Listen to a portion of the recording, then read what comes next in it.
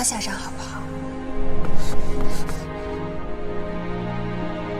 爹要做的事情很重要。比我娘还重要吗？比我也重要吗？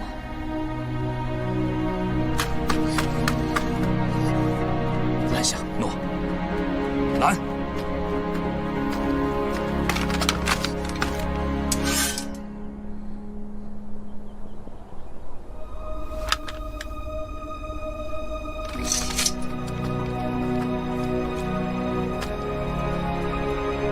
周姑娘，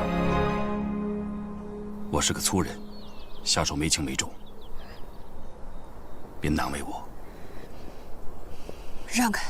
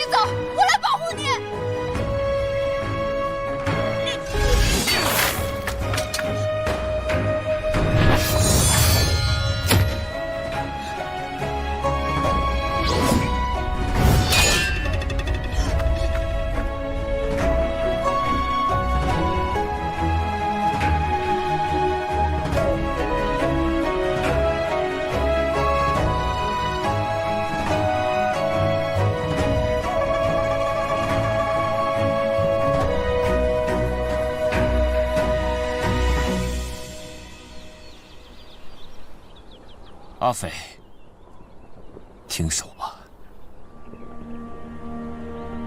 爹曾经跟你讲过，鱼和熊掌不可兼得。但今天，爹只想跟你讲讲，什么是取，什么是舍。取舍不取决于你认可什么，不认可什么。因为它本就是强者之道，或是文成，或是武就，否则你就如同蝼蚁，一生只能身不由己，随波逐流，还谈什么取舍？岂不令人贻笑大方？你说想要保护爹，可是你根本连这山门都迈不出一步。是留下，还是跟爹走？由得了你吗？好好长大吧。山水有相逢，山水不朽，只看你何时能够自由来去了。阿飞，爹走了。保重。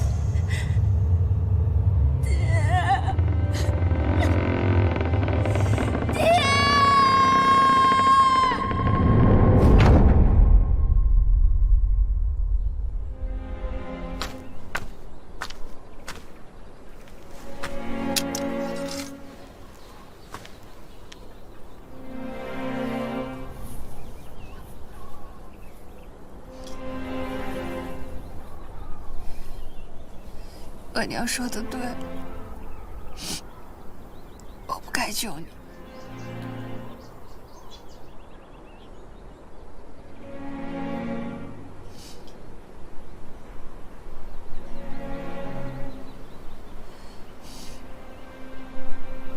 滚！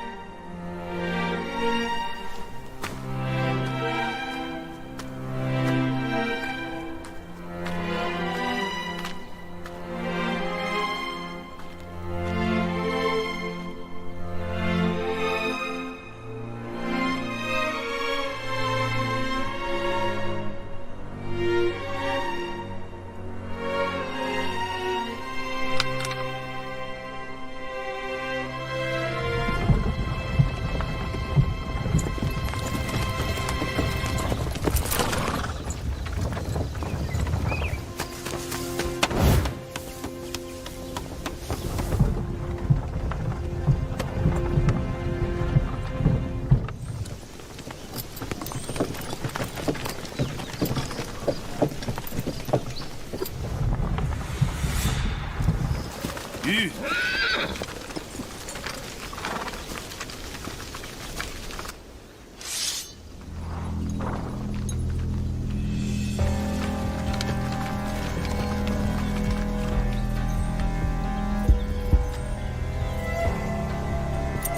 没想到是你亲自来，这还没出48寨的地界，敢动手吗？10多年不见了，我与48寨的恩怨太深了。此番甘棠公下山，我童天阳怎能不亲自来迎？那你要问问我手里这柄刀，答不答应？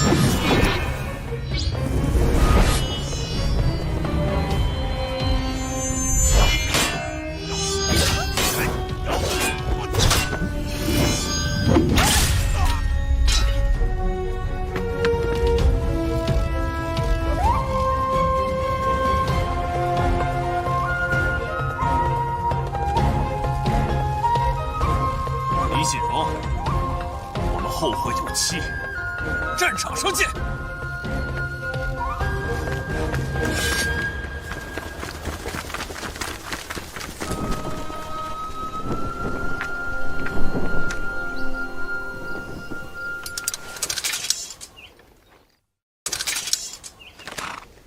先父建此48寨，就是要给天下的落魄人留下这最后一块容身之地。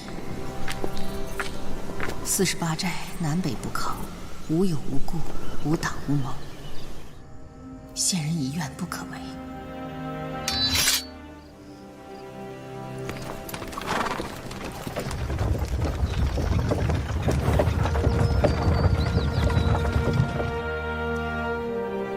就算是你也一样。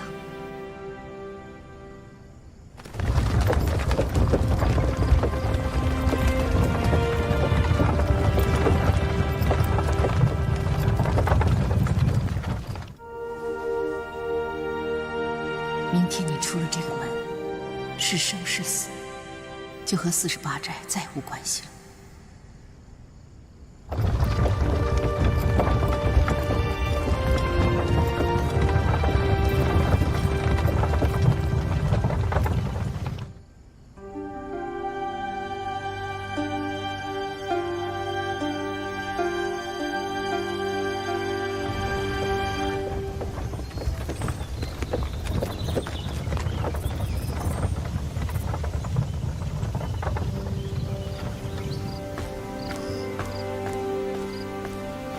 与我有关系。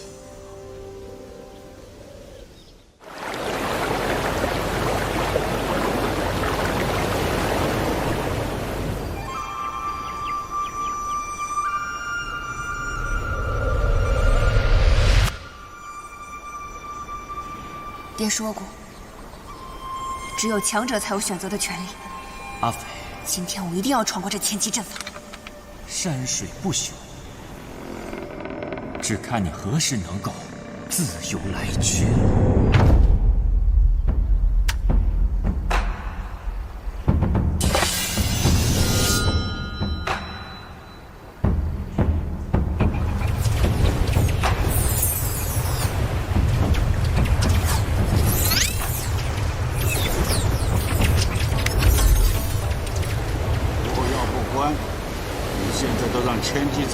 退路。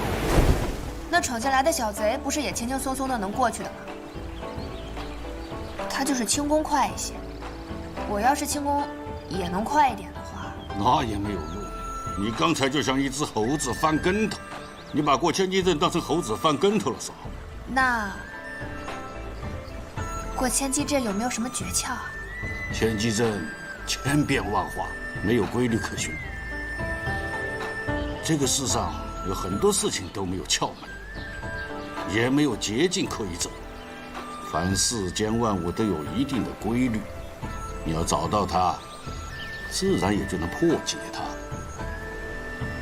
可是用这个地方，用这里，把心静下来，抛掉脑壳里的杂念，闭上眼，用心去感受，你就会体会到方向在哪儿，下一个动作该怎么做，刀往哪个地方放。知道这个方法叫啥子吗？闭眼禅。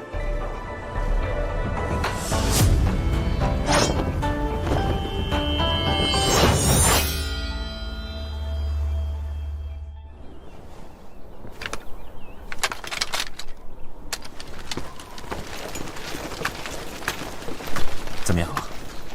事后来报，吴费将军已经被抓了。吴费将军本是江湖中人，与我岳丈有过命之交。若不是地煞出手，以他的身手和武功，谁又能拦得住他？这回恐怕他凶多吉少了。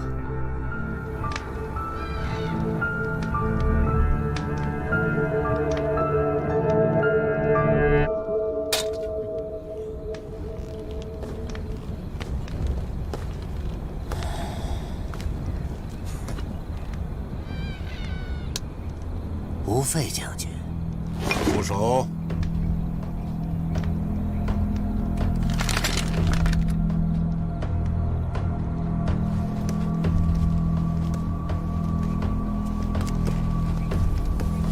交给我吧。这恐怕不妥吧？你虽然是地煞之首，但这个人是我抓的。你对主簿的安排有意见？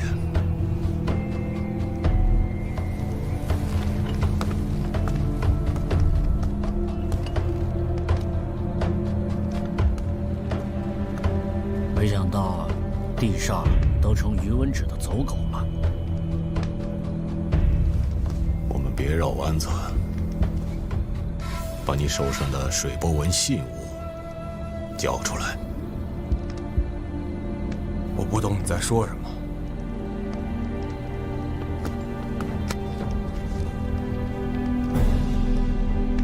这些是你与王林往来的信件，这些信件里提到，有一件水波纹信物，就在吴将军你身上。只要你把它交给我，你也太小看我吴某人了吧？我听说你的家眷已经被周玉堂安排逃回兰坊去了，但是真的能逃得掉吗？你带上来！夫人，老爷，我再问你一遍，水波纹信物在哪里？孩子们已经安全离开，你放心吧，千万不要告诉他。夫人。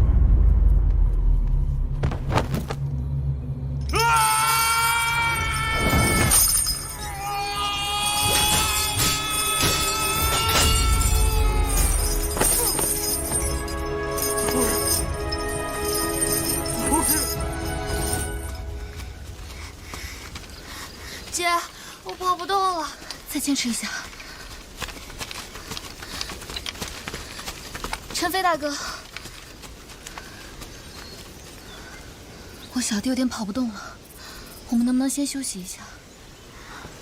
小弟，你还好吗？我没事儿。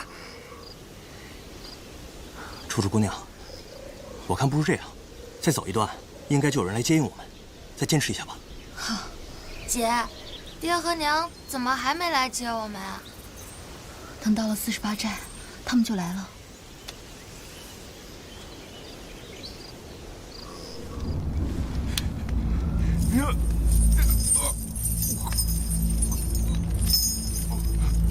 吴将军放心，你的小孩儿我会替你照顾。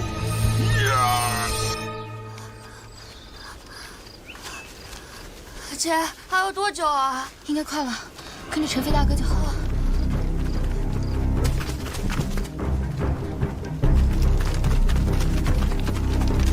地上，给我搜！是。裘天剑，他在找谁？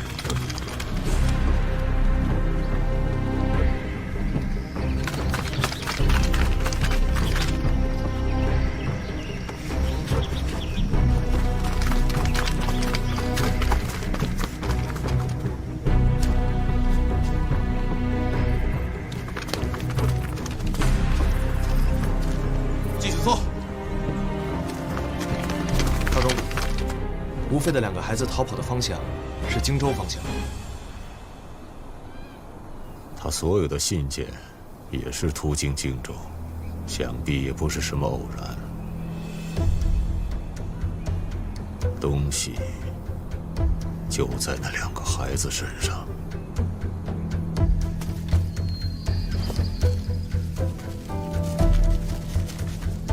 48寨的。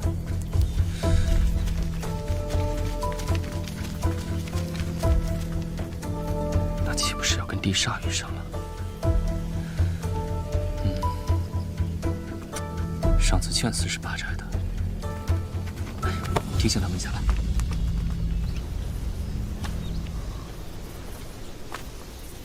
他们带着一个小孩能跑多快？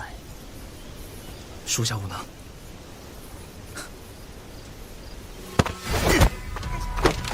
废物！看来他们有48寨的人带着，那我们只要沿着这条路，多派人手进行拦截。我就不信在前面追不上他们。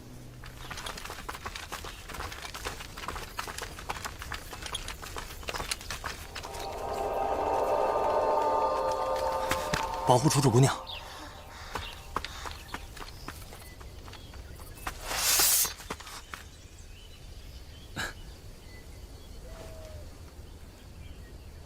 是你？我远远见到你们，猜是48寨朋友有了麻烦，不知可有在下可以效劳之处。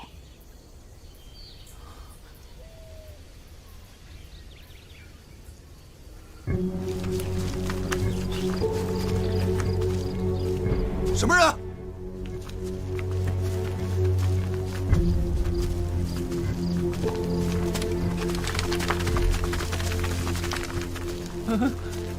各位大爷，小的一家全都得了褥疮，正赶去荆州求医呢。您看，这什么鬼东西啊？您看，别动！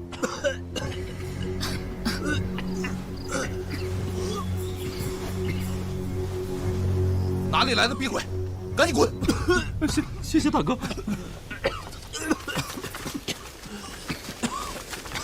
谢谢。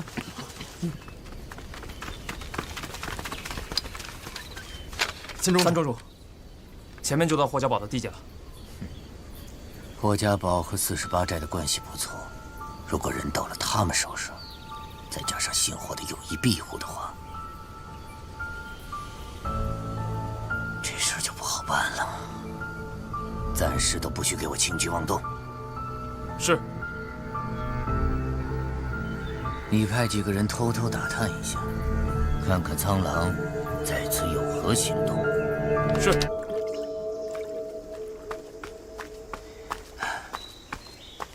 多谢吴小姐的胭脂，否则这乳霜包我自己也做不出来。公子不用客气，还要多谢你帮我们化险为夷呢。不过小把戏骗不了他们多久，你们尽快回48寨，免得夜长梦多。我说你一路跟着我们，到底是何居心？谢某专业行拐多年，自然是拐走一个甘棠宫不够，接着来拐你们了。哼！来者何人？请问，是霍家堡的弟兄吗？是自己人。他们老堡主与我们老寨主是8拜之交，我们是48寨的。途经荆州，想借贵堡休息1、2天，不知道可否代为通传啊？原来是48寨的兄弟们，自然是以礼相待。正巧我们老堡主刚举行寿宴不久，还有很多武林人士正在堡中，还请各位英雄们共趣同乐。那太好了，谢公子，一路上有你相助，甚是感激。你看，我们都安全了。既然到了自家地盘，谢某便不多管闲事了。一路平安。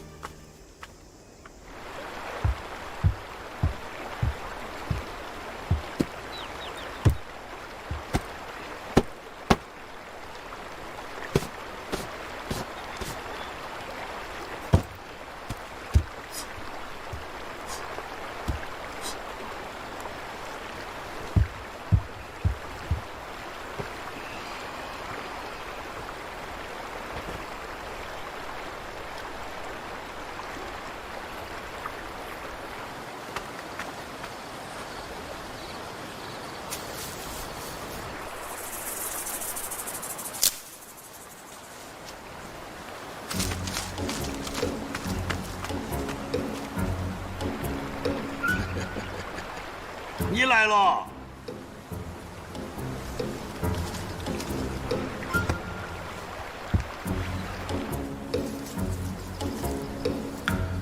丫头，今天我们要千机全开喽，认真些啊！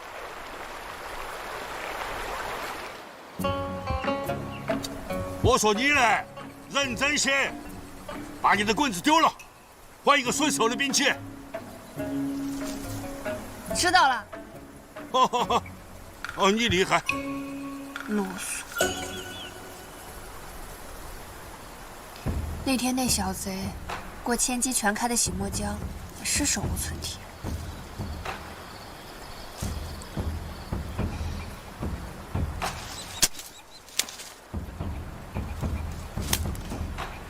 准备。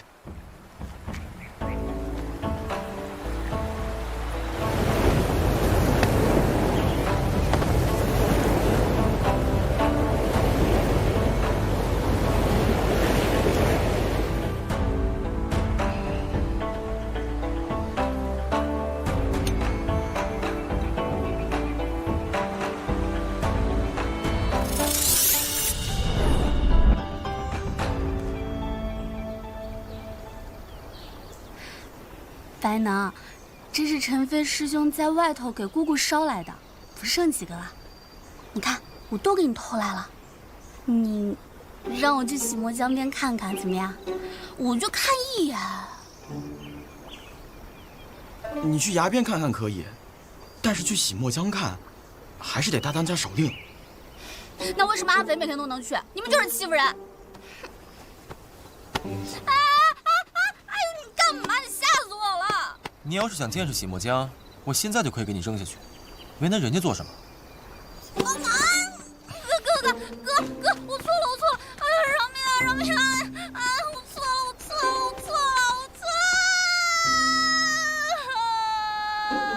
你叫什么呀？我又没真把你扔下去。那是什么？阿匪？哥，你快过来！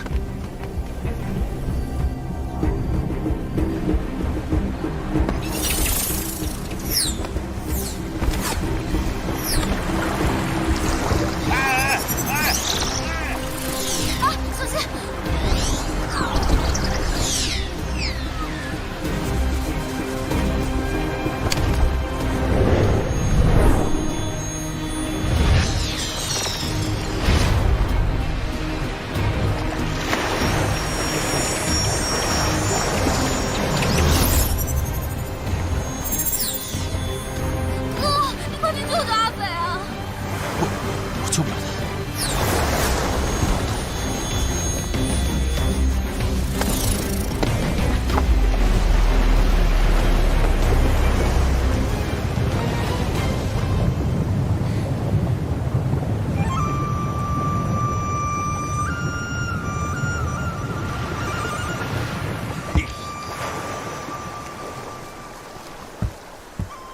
可以哦。哎呦！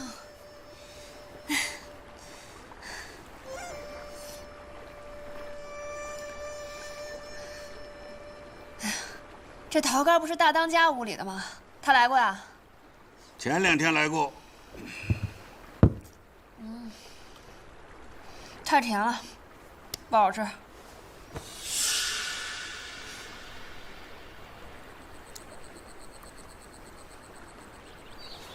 啥意思？啊？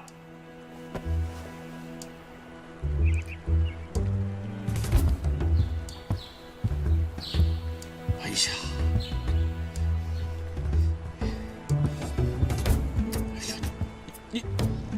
你啥意思啊？你这是？啊？我觉得呀，这个人呐，在做事情的时候，肯定要考虑一下别人的感受。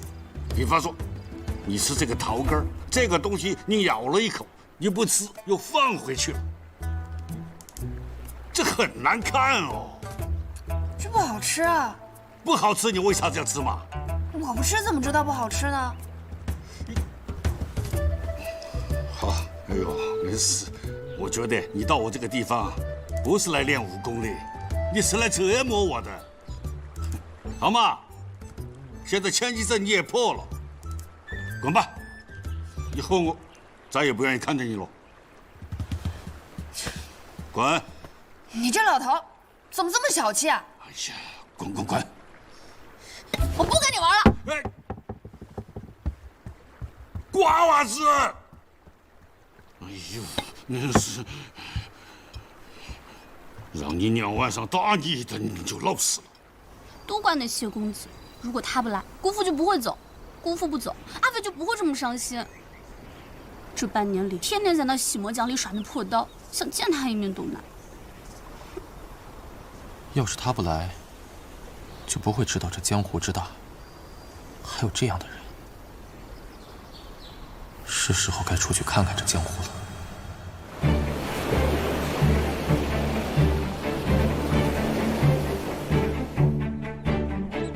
这里就是咱们后堂考教弟子的地方，摘花台。你们需要在规定的时间内拿到2张以上的窗花，方可出师，才有机会下山。在这2张窗花中啊，有1张必须要从那个高的木桩上夺取，并且要挑战一位在座的掌门，作为守庄人，守在木桩前。剩下的窗花，则可以通过挑战守在矮石桩前的其他长老弟子来获取。多多益善，越多越好。48寨弟子上摘花台。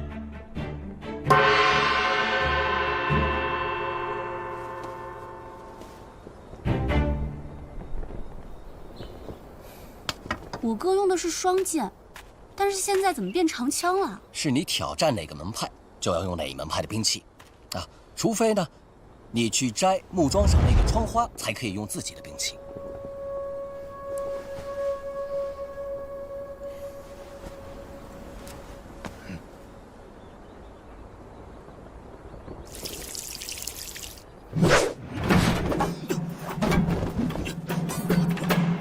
功夫不错啊。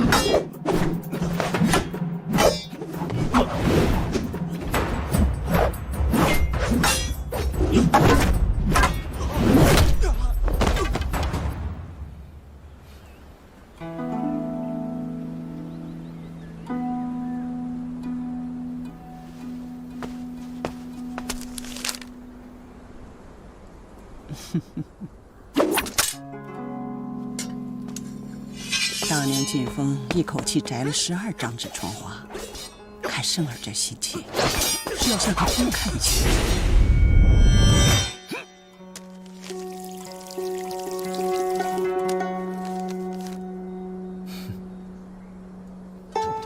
这人这么清爽，可以啊。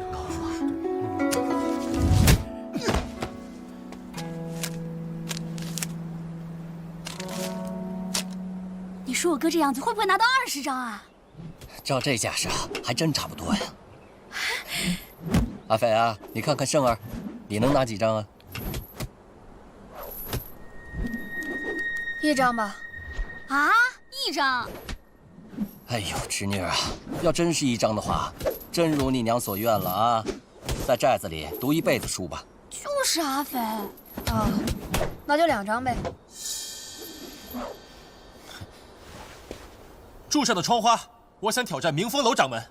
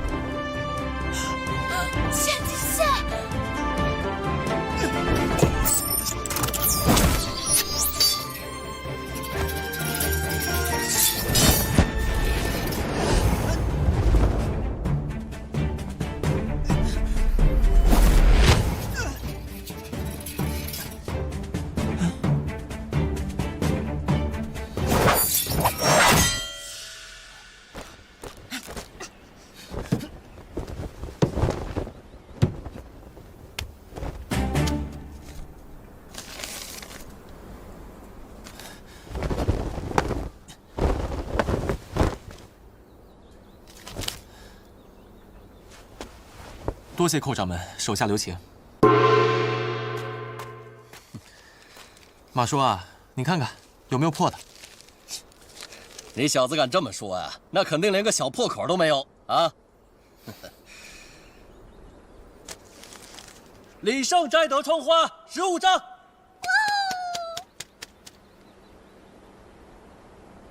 我直接拿木桩上的窗花，我要挑战大当家。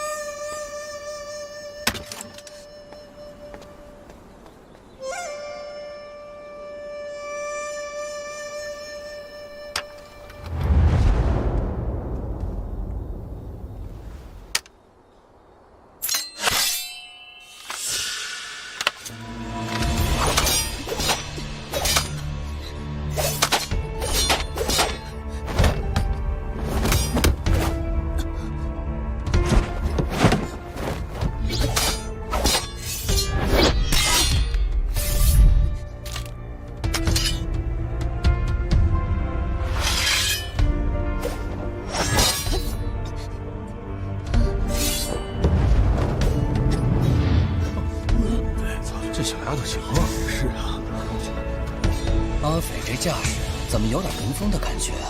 不会跟洗墨江有关系吧？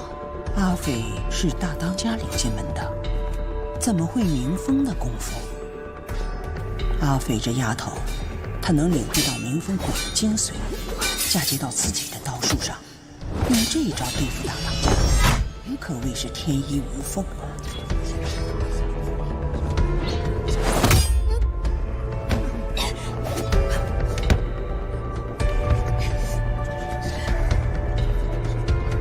阿肥，你爹来信了，说有事情交代你。你今天要是过得了秀山堂，我就给你；你要是过不了，你就留在寨子里读一辈子书。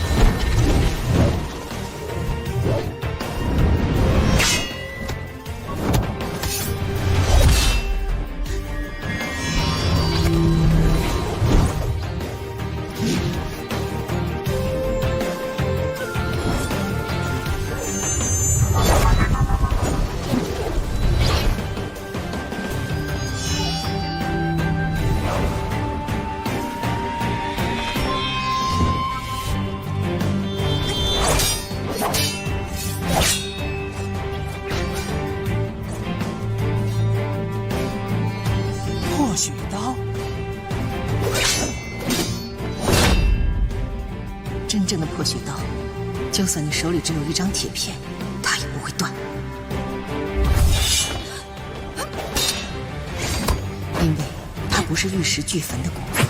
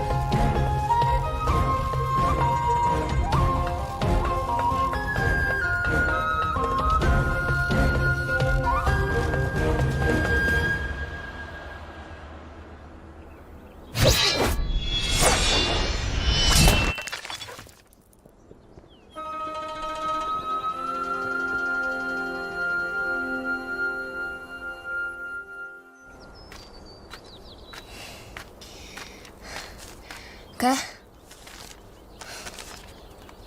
阿飞啊，这时间还早着呢，你怎么就下来了？不是2张就行了吗？不是，是2张就行了。可你这寨中弟子每个人一辈子只能上1次摘花台。你的成绩会纳入秀山堂，你这样的成绩，后辈看了只会觉得你武功不行，成为笑柄。 2张就2张呗，这有什么好吹的？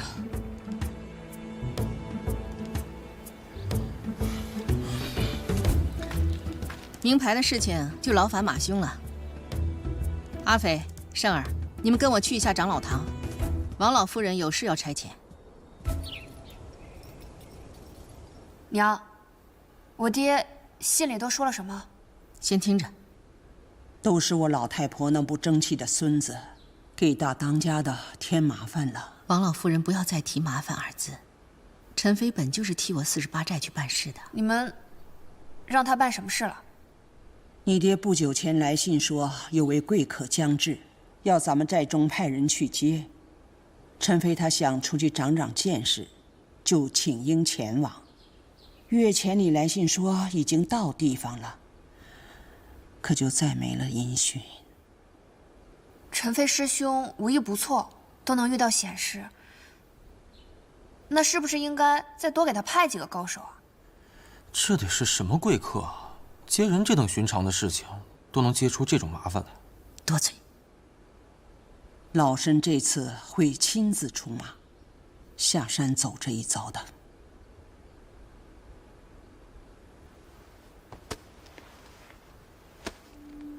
阿飞，胜儿，哎，你们看好了，所谓的贵客，其实是中武将军吴大人的亲眷。 吴大人被北贼所害，一子一女2个孤儿颠沛流离，你爹于心不忍，向我求救。我们48寨已经派出了13个人前往接应，可是到现在杳无音讯。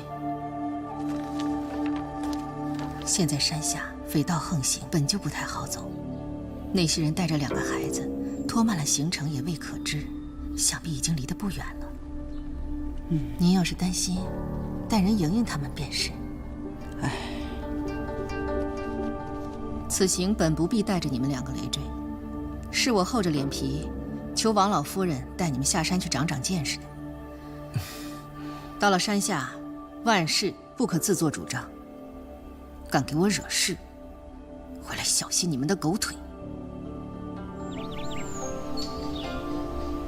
刚才你明知道这一刀下去你刀会断，却有恃无恐，因为你知道我不会把你怎么样。 这不叫破血刀，这叫小聪明。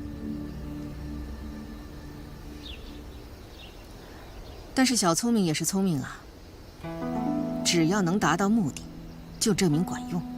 刚刚娘在夸我吗？假如真的临到阵前，你知道这一刀下去会断，心里不免就会动摇。你不用否认，人都怕死，再微小的动摇，那也是动摇。 可是不管我心里怎么想，刀确实是会断啊。难不成破血刀是一套教人不自量力的刀法？是无坚不摧。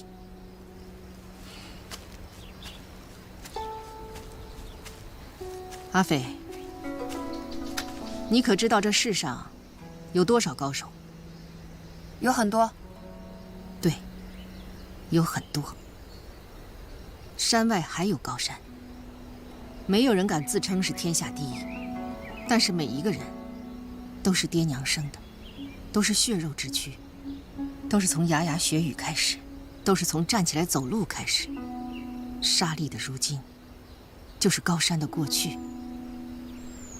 你的如今就是我们的过去。阿飞，鬼神在六合之外，人世间行走的都是凡人。你为何不敢相信自己手中的这把刀能无坚不摧？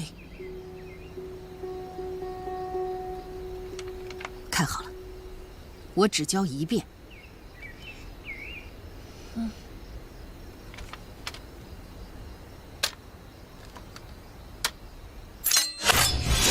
破血刀一共9式，是你外翁亲手修订的，乃极烈之刀。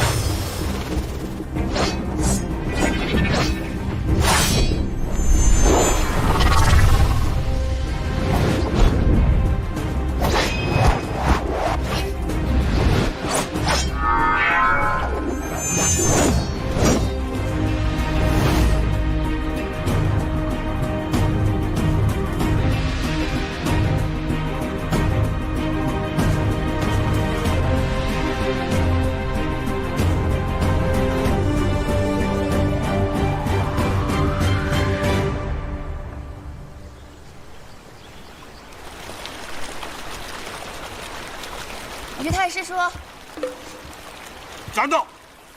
不要过来！平常你都叫我糟老头子，今天你叫我于太师叔，你心里头是不是有鬼？”我有什么鬼啊？我这好不容易叫你一声太师叔，你还不乐意听啊？非得叫你老头子你才开心是不是？你这个样子就比较正常，我心里就踏实了。坐嘛，来。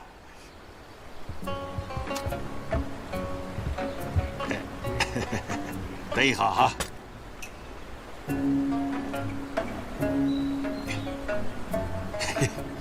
哎呀，舒服了，舒服了。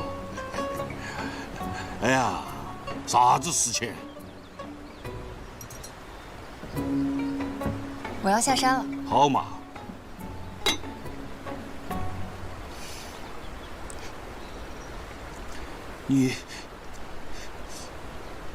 你过了秀山堂了？可以呀。来，给我吹一下，你今天迎的是哪个掌门？大当家。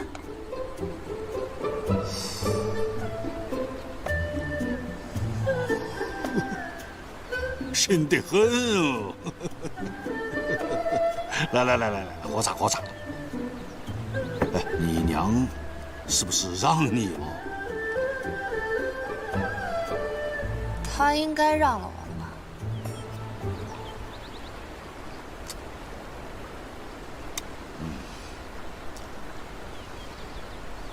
我娘传了我破血刀。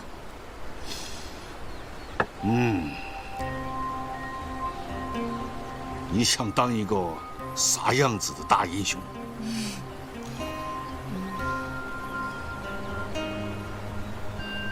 我没想当什么英雄。我觉得呀，一个大英雄，并不是说他一生中打败了多少人，杀了多少人，而是说他在江湖中帮助了多少人，拯救了多少人。这样的人，不像有些人掌握了一点点的本事，称王称霸。但是你放心，在江湖上，这样的人，终究有一天会输得很惨。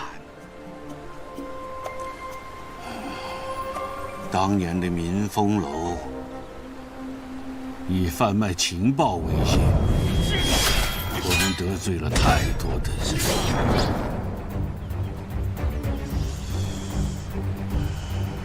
最后被地上逼入绝境。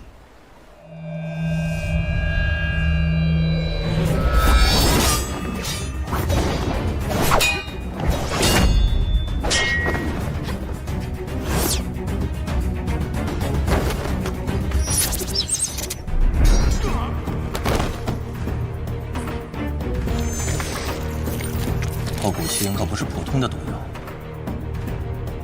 中了透骨青，很快就会全身僵硬、毒发身亡。你就乖乖等死吧。这就是一群只认钱不认人的探子，别跟他废话了，动手。就在这个时候，出现了一个人。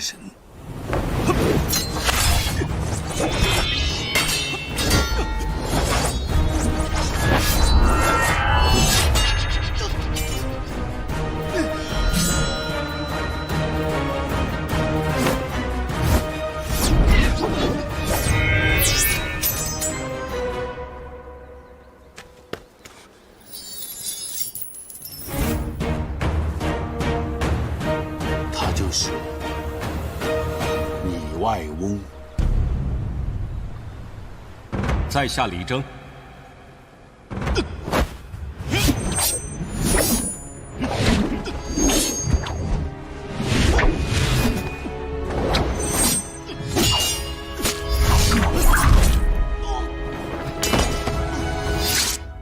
这里是48寨，你已服下了归阳丹。透骨青之毒已减，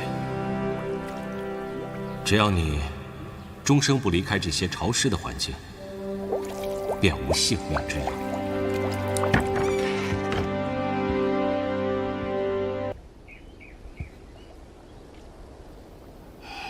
归阳丹药性猛烈，服用后需内力高强之人推宫引气。李大侠，莫非你为了我？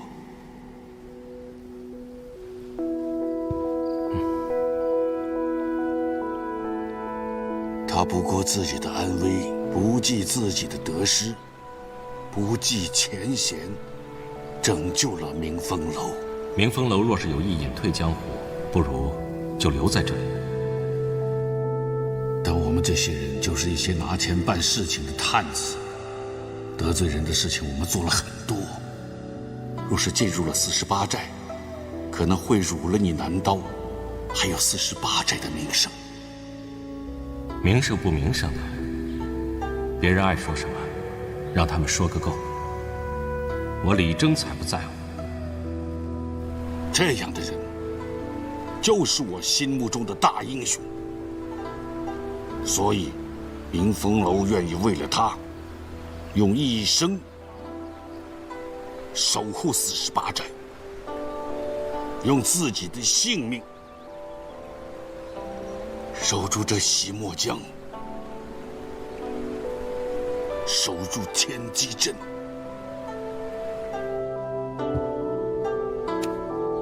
我南刀李征，正是邀请明风楼加入48寨。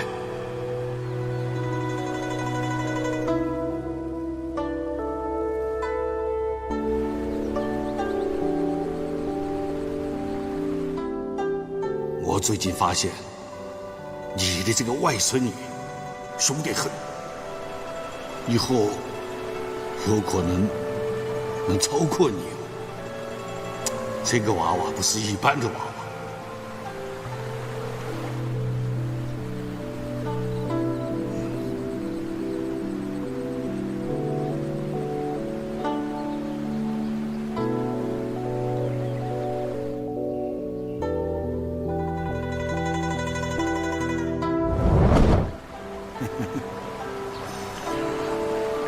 有福气。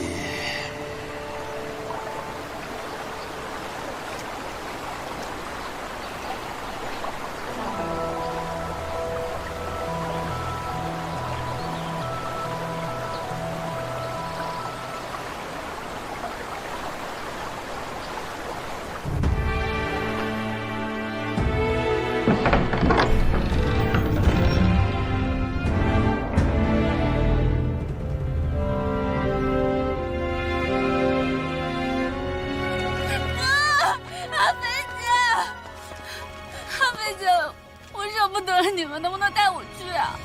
哎，我们出任务呢。带上我吧。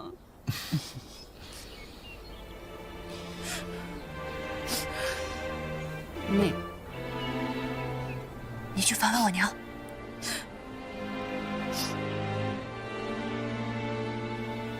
走了。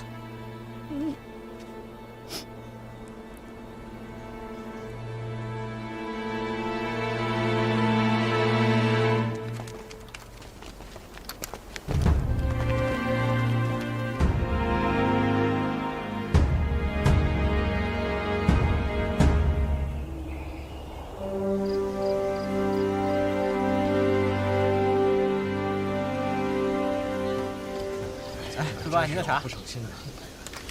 张少侠，前方就是霍家堡了。我看为什么突然赶到？稍微休息吧。又在这停留这么久？那好，有劳了。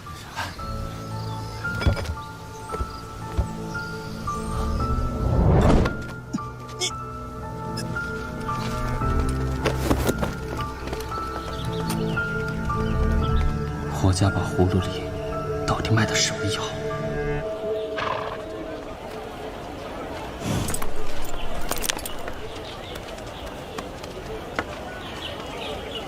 老夫人，这家当铺是我们48寨的暗庄之一，我们平时的往来书信呢，都是通过这里。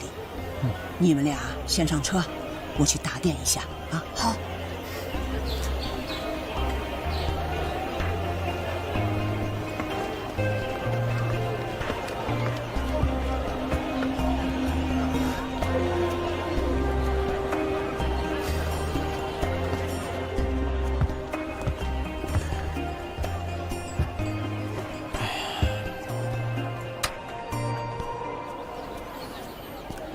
你就不想出去逛一逛？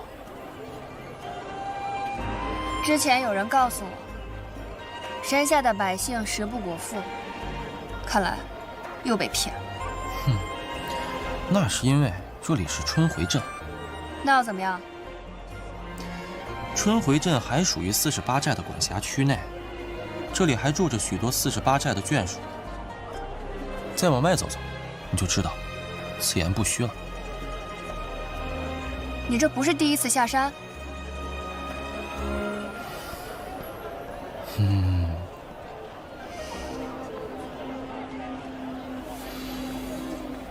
你这一天天的老闭着眼干什么？我在练闭眼禅。我只听说过佛家的闭口禅，那就应该是于老他老人家不要脸的抄来的。他把他这套古怪的练功方法叫做闭眼禅。我怎么没有听姑姑提起过？那是因为于老他嫌我资质差，功夫烂，轻功似秤砣，心比腰还粗。除了找死这方面有些成就以外，就只剩下脸能看了。所以千万要保护好，不能破相。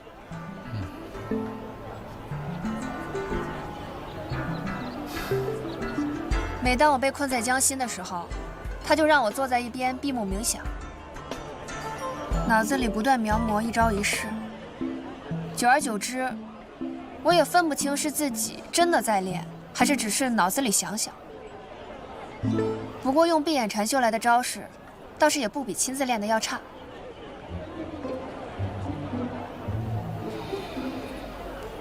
那天姑姑把你留下，是不是传你破血刀了？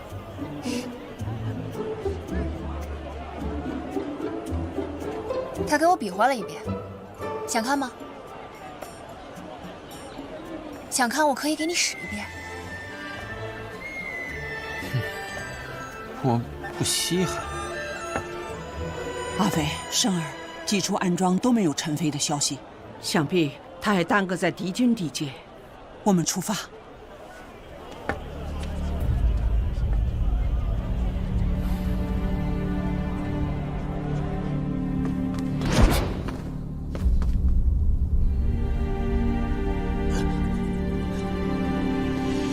早就听说，朱雀主穆小乔在离开思想山之后，便落在了洞庭，是霍连堂关这些武林人士做什么？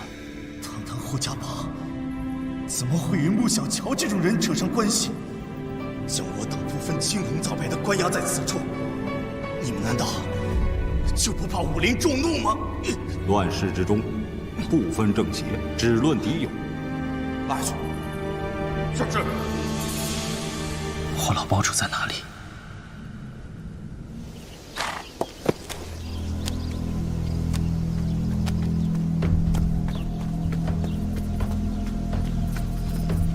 大宗主，属下打听到，那霍家堡似乎在山间建立起了一座黑牢，还秘密囚禁了许多武林人士，不知意欲何为。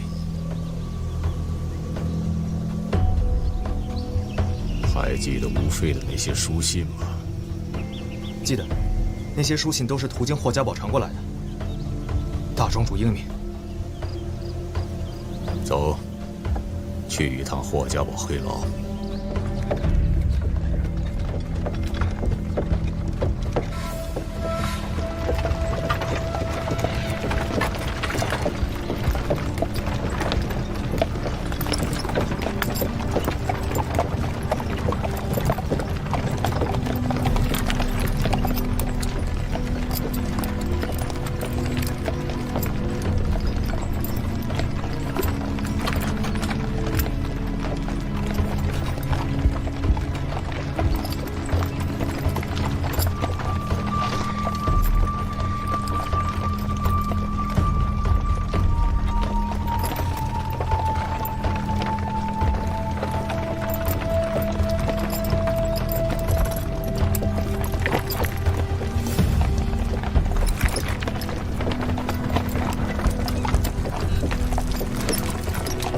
小朋友，给你点吃的，拿着吧。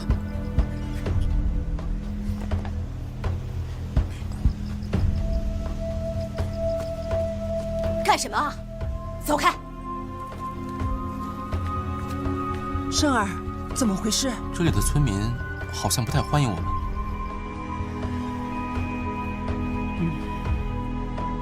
那我们不要打扰，今晚就找个无人处过夜。明日一早赶一程就是霍家堡了。好。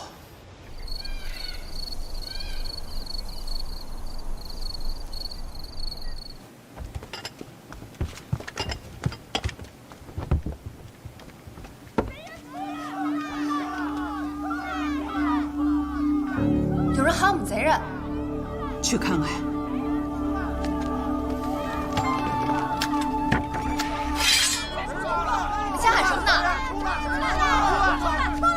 各位，我们途经此宝地，是不是犯了各位的什么规矩？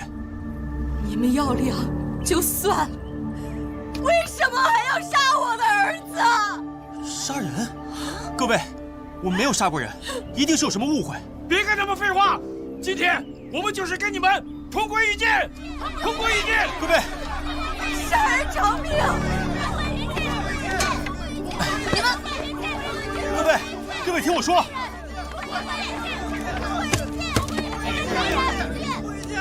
诸位乡亲，你们看老身像大家结社的贼人吗？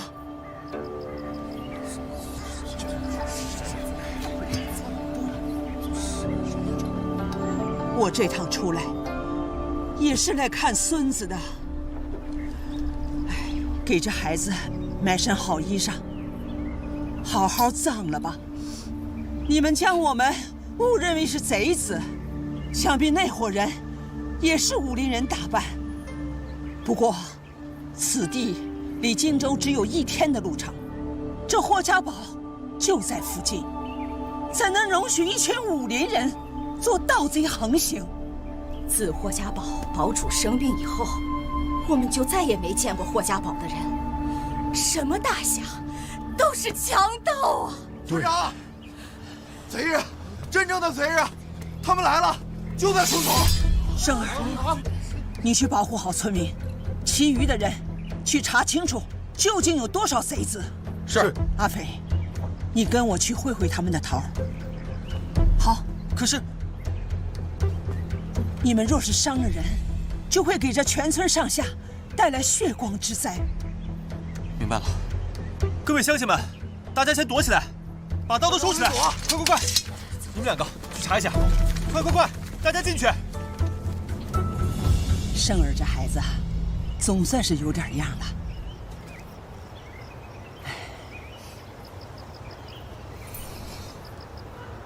一会儿见到贼子，你把钗子递过去。这是您潇湘一派的标记，您是要自报家门？我怀疑他们和霍家堡有关系。如果他们能认出我潇湘门人在此，自会顾虑几分。到时候我们再去霍家堡问个清楚。嗯。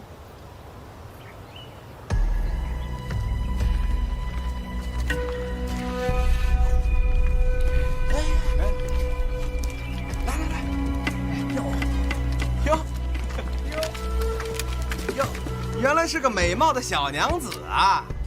哟，怎么会点儿？哟，会点功夫啊？几位壮士，我一个老太婆，不过是带着孩子回乡，实在不是什么富贵人家。这样吧，我这儿还有件金器，这位壮士拿去当个酒钱也好。诸位就行行好，放过我们吧。啊，丫头，去。拿给人家。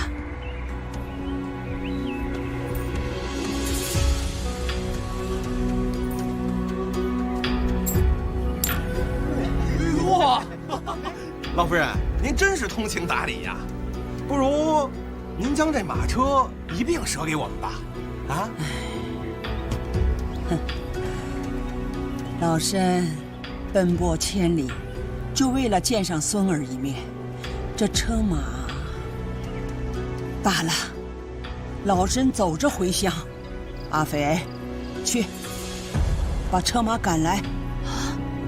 去。哎，何必勉强呢？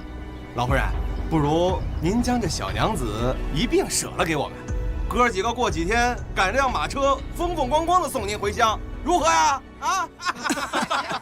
是啊。丫头啊，婆婆经常跟你说，闯荡江湖。要和气讲道理，还要守人家规矩。可若是遇到不讲道理、不守规矩的人，动手！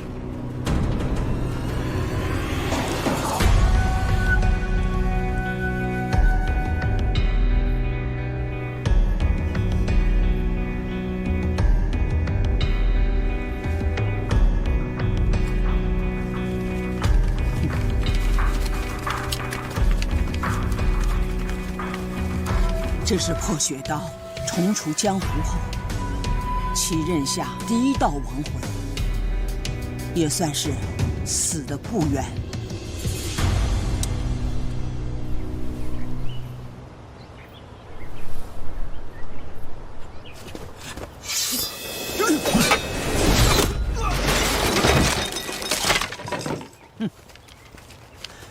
这20年来，没有在江湖上出现的潇湘使，今天算是又见血了。老夫人，生儿，红月在，你带弟兄们去查一查有没有漏网之鱼。是，跟我来。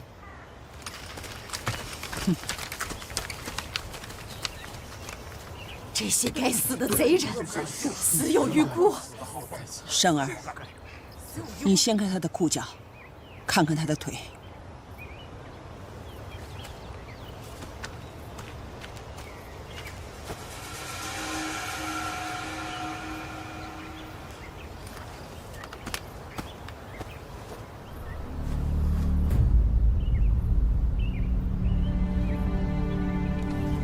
老夫人，他们的腿上都有护具，看来是善用腿功之人。这江湖上只有霍家堡的人练这种腿功，堂堂霍家堡弟子，怎么会沦为强盗？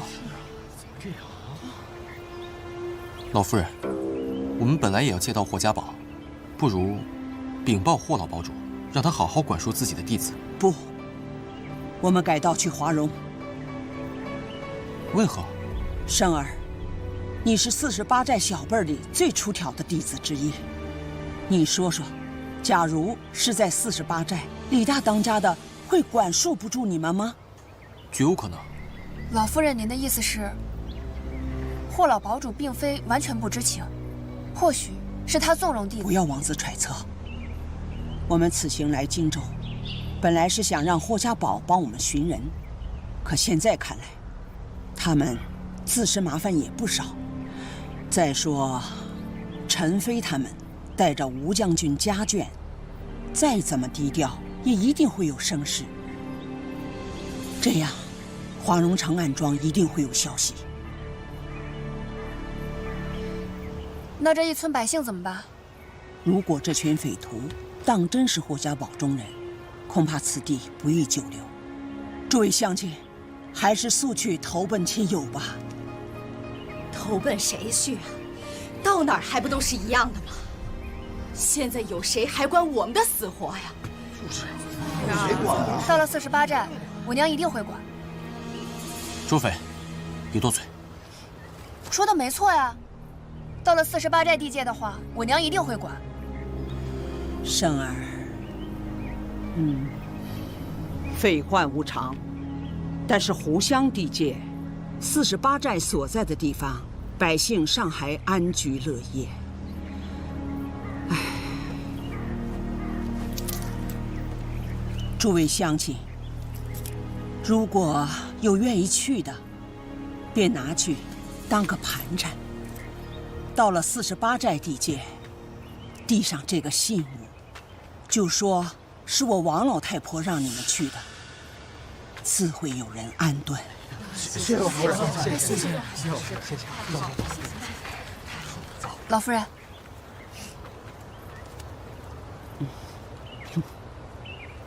阿飞，今天你做得对。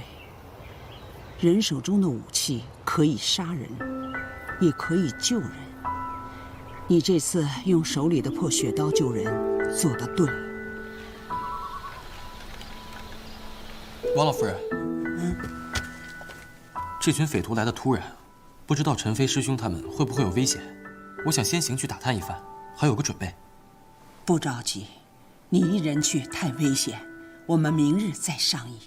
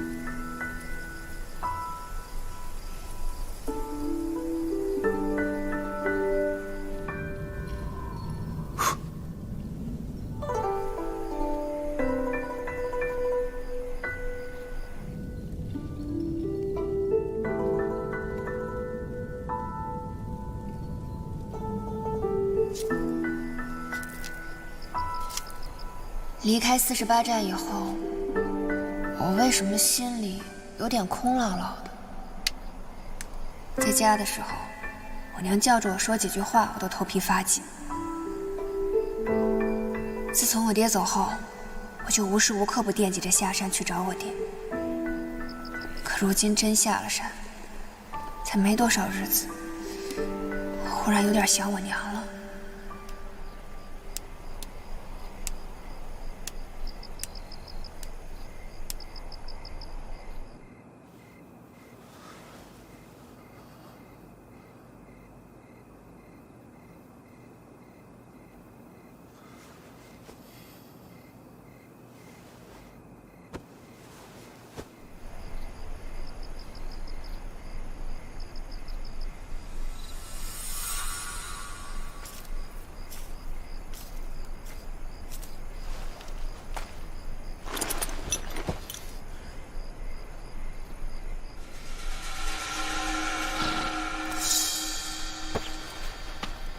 少，去哪儿啊？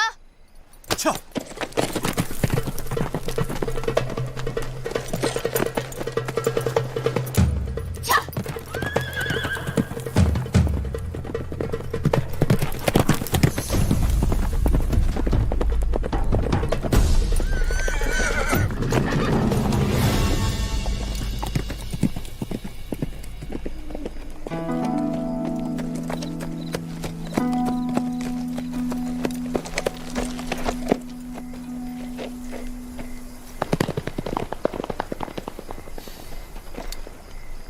老夫人，你们等我的好消息吧。去。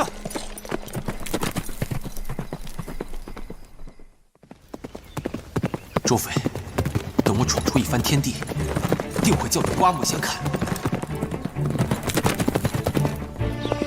李婆婆，这个时候你还添乱？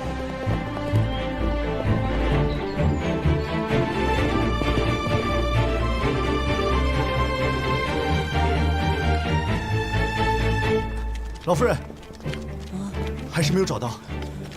老夫人，还是没找到李师弟和周师妹，但是四周又没有打斗的痕迹，想必他们是自行离开。陈飞还没有找回来，这俩孩子又不见了，看来我真不该带他们下山。李师弟和周师妹都是第一次下山，从来没有见过山下那些事儿，怕是一时急公好义，想去霍家堡讨个公道。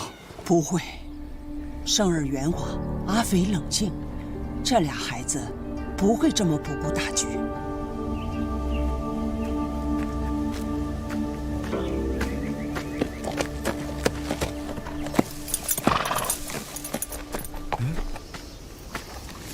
这哪儿来的好马呀？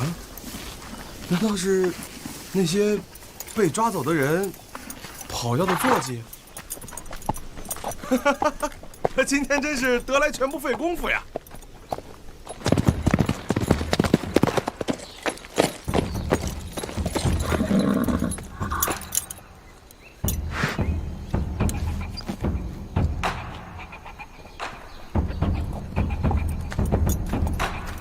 ！48寨的马。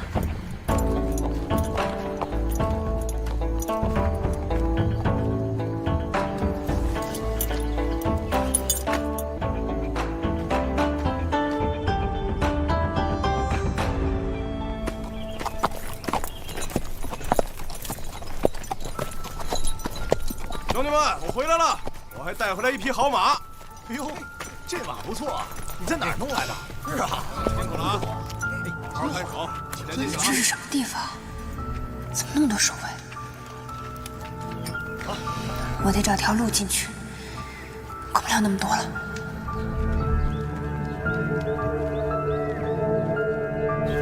什么人？追！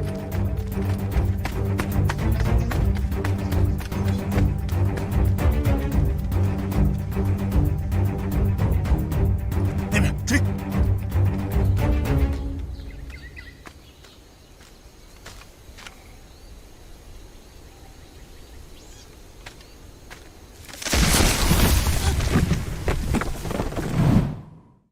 看清楚是什么人没有？似乎是个小姑娘。快去查明那个丫头的身份，掘地3尺也要把她给我挖出来。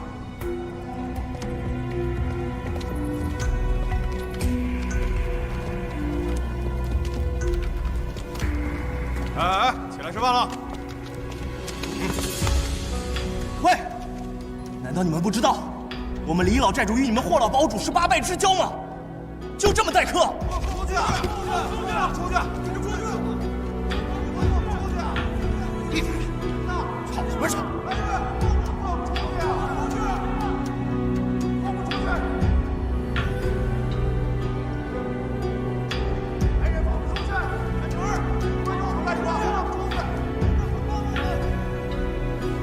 闭嘴！放出去！吵什么吵？再闹也跑不出去。再吵，当心我的鞭子！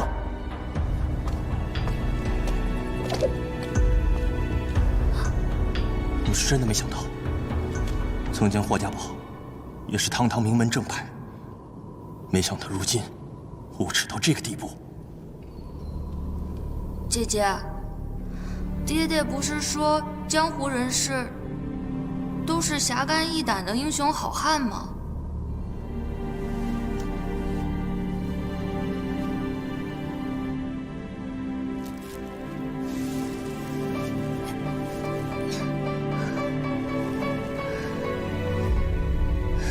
但凡机灵一会儿，一盏茶的功夫，必遭报应。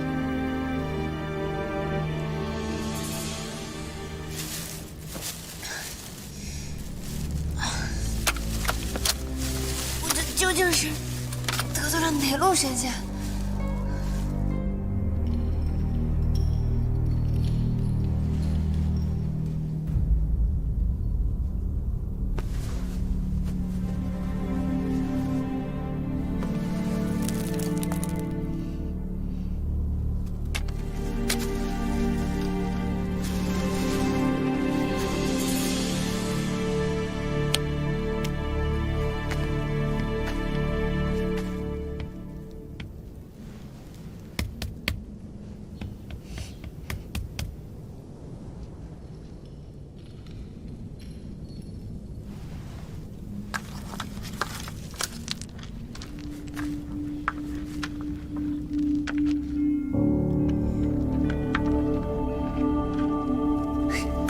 今日复兴高照，肯定有好事发生。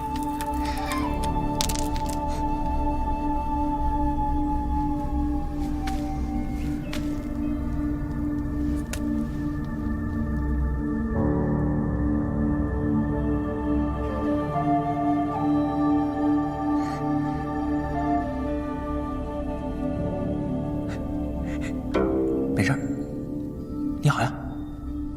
你是什么人？是被关进来的吗？可不是嘛，这里啊还关着不少人呢。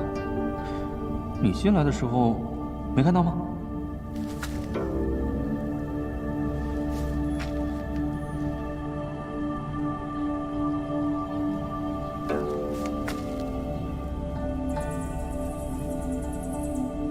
这两边山壁啊都是隔开的牢房，各路英雄每天都在这里骂骂咧咧的，很有野趣。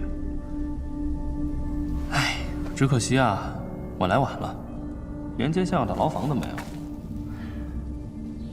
这角落里清静倒是清静了，不便加入战局。哎，你呢？你又是怎么进来的？我是因为这去了大德的山是空心的，滚下来的。啊！哇，你那边竟然不是牢房啊！这里的主人是谁？为什么要抓你？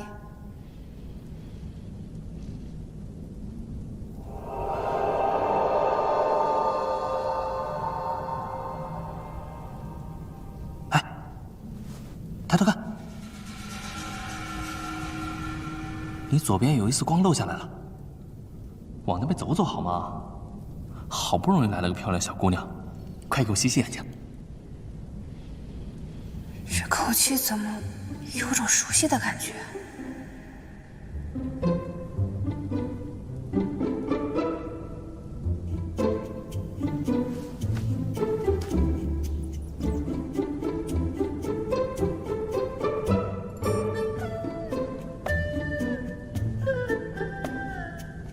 那个，你有吃的吗？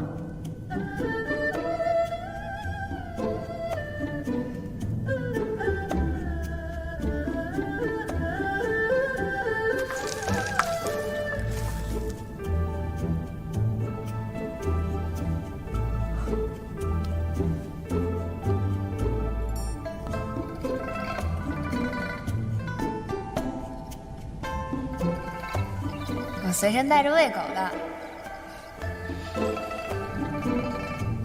这个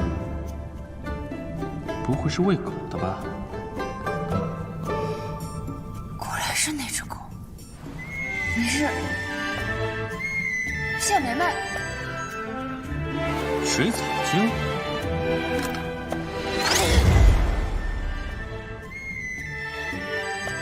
我不该救你的。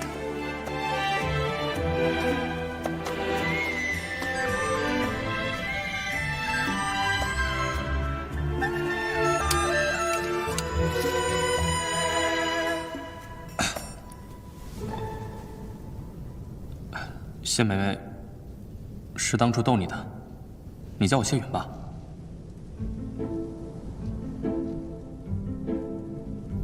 你怎么跑这里来了？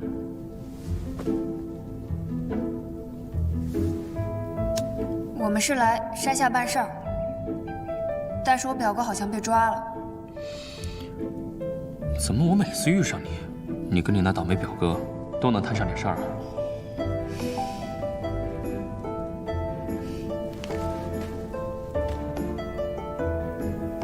每次都是李胜那个王八蛋，没事找事。无妨，这里有吃有喝，挺好的。你哥一时半会儿应该没什么事儿。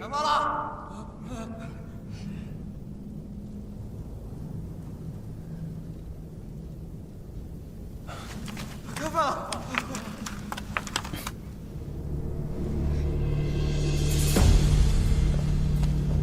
开饭！快！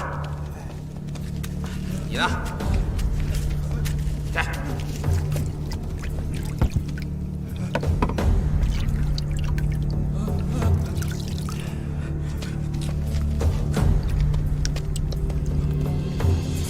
快点！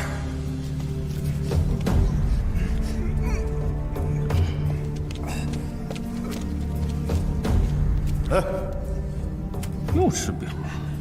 刚才看到一个女贼跑过去没？你是黑牢暗无天日的，要是能看到，也只能是女鬼了吧？也对。赶紧吃啊！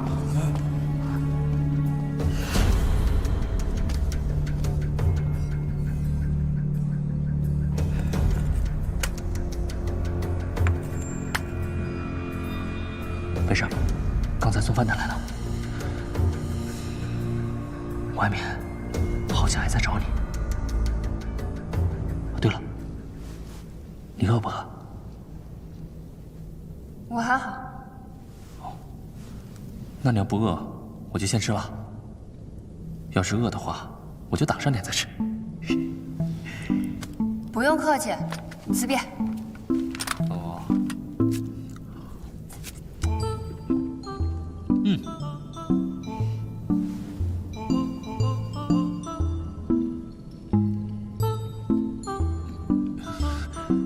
我还是挡一挡吧。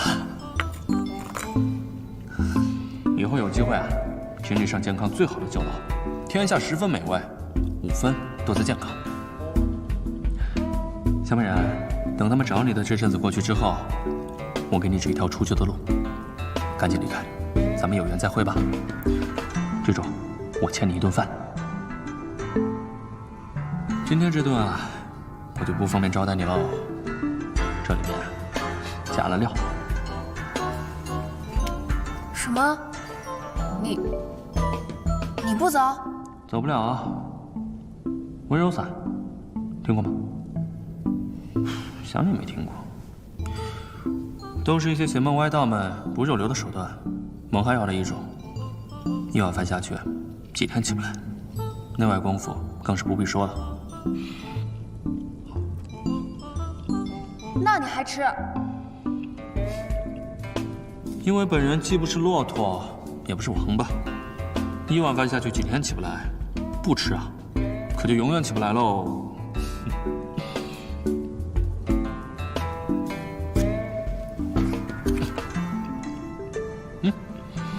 咱们虽然萍水相逢，但是每次见面都能险象环生，也算是半个生死之交了。哎，要不这样吧，你叫我声大哥吧，啊，怎么样？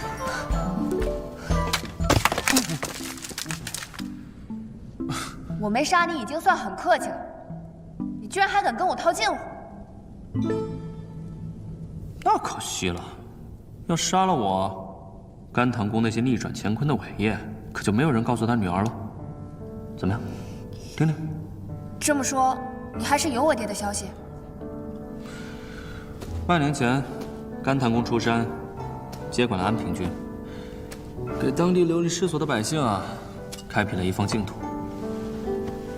他的军队所在地，民众都能得到安居乐业。那我爹现在在哪儿？这我就不知道了，行军路线可没有个定数。我还以为这趟下山能够见到我爹呢。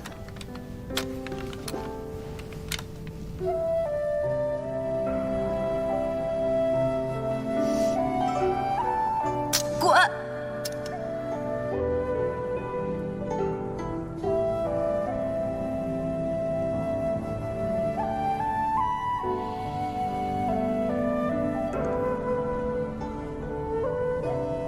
在下一向怜香惜玉，没想到还是伤了一个小美人的心。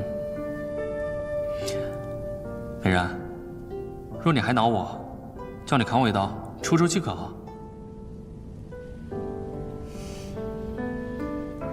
之前我一直很难过，我觉得如果你不来，我爹就不会走。可是如今我下了山，见了山下的世道，我好像也没那么生气了。那我就放心了，以后不怕一遇到你就担心挨揍了。像我这种柔弱老实的书生，只怕经不起你这种女侠的欺负。我就算要找你出气，也得先能从这儿出去才行啊。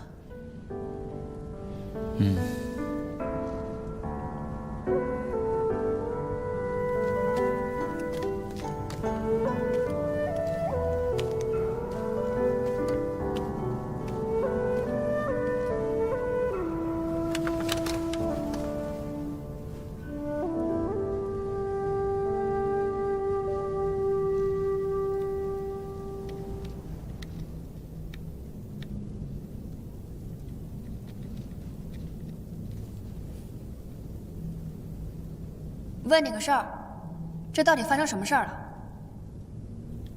你知道霍家堡吗？话说霍老堡主今年70大寿，广邀亲朋故旧。别啰嗦了，说重点。总之啊，他帖子一发，大家自然都过来捧场。不过我猜他们也未必敢给48寨发帖。这万一真把李大当家招来了，那可就不好收场了。啊？为什么？因为霍连涛，啊，也就是霍老堡主的弟弟，现在的霍二堡主，借着给他哥祝寿为名，逼着前来祝寿的人加入霍家堡，认他为盟主，说是要弄出第2个48寨来。他这么干，霍老堡主不管他吗？霍老堡主傻了。据说是生了一场大病，傻的基本上不认识人了，连自己叫什么都说不清了。然后霍连涛就替他做了主，把你们这种不认同的人都给抓进来了。怪不得我这一路上见到霍家堡的人，都打扮成土匪的样子，打家劫舍的，连马都不放过。虽说是武林名门，竟然能干出这么丢人的事儿。哪里，霍连涛既然要当盟主，还是得要2分面子的。那些来参加寿宴的人，前脚好言好语送走，后脚再让一些不大体面的江湖朋友把他们抓起来，关到这黑牢里。那这不是掩耳盗铃吗？所以你就是这么抓进来的？不是，我运气好，没有赶上老堡主大寿。不过可惜，我和48寨的人一起，不小心遇上了霍家堡的人。谁？上次见你爹带头抓我，是潇湘一派功夫的那个兄弟。陈飞师兄。你是怎么遇到他的？我这刚好出门办事儿，结果就遇上他们了。后来就被霍家堡的人一起抓到这儿了。所以，你就把陈飞师兄和吴家人一起送进了霍家堡。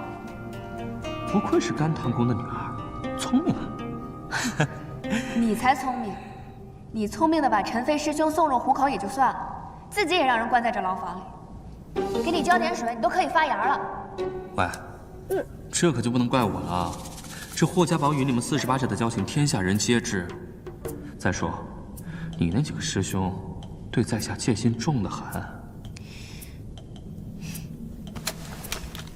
去救人。哎，等一下，这里面关着的武林人士这么多，你怎么救啊？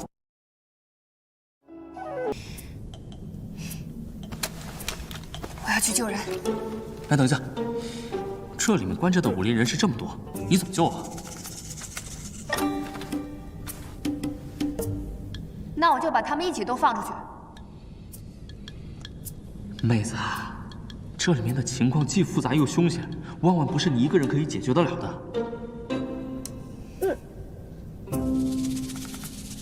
这样吧，我跟你详细说一下这里的地形，还有一些岗哨。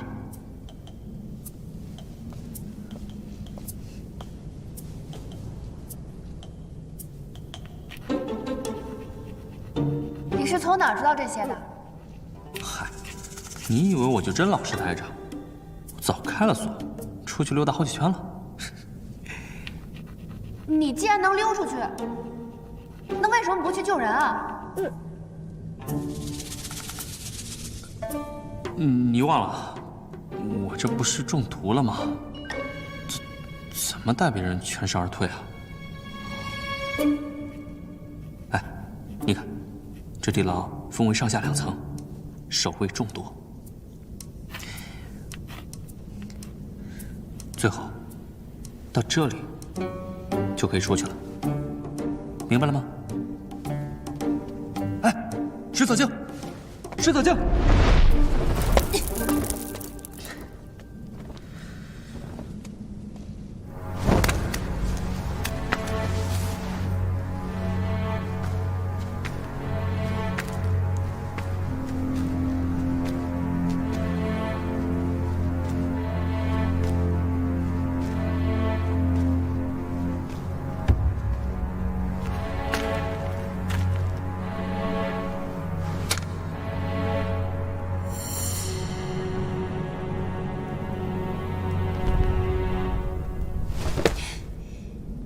水藻精，你怎么进来的？厉害吧？开门。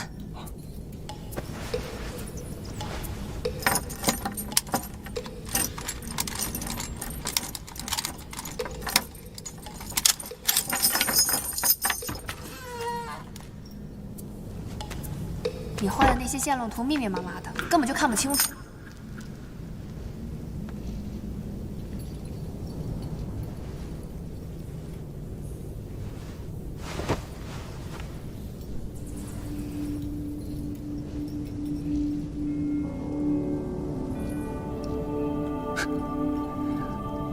女侠，你到底看不看得懂地图啊？哎，我看时辰差不多了，你抓紧点。嘘，别吵。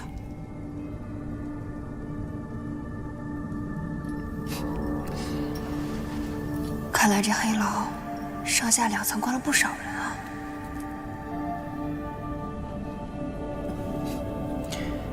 他们每隔1个时辰敲梆子的时候都会换班。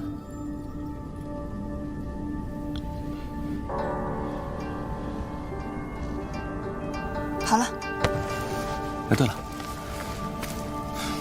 你上去以后啊，如果见到一个红衣如血的人，千万不要迟疑，立刻走。这些老江湖们什么坑蒙拐骗都经历过，他们自然会有脱身的办法，你千万不要多管闲事。回到家以后，立刻找你们长辈去霍家要人。你放心，这个节骨眼上，华连涛不会想得罪李大当家。他肯定会把你陈飞师兄安然无恙地放回去。那然后呢？你们怎么办？我昨儿夜观天象，不日必有是非发生。你全当不知道这件事，找到人以后，尽快离开。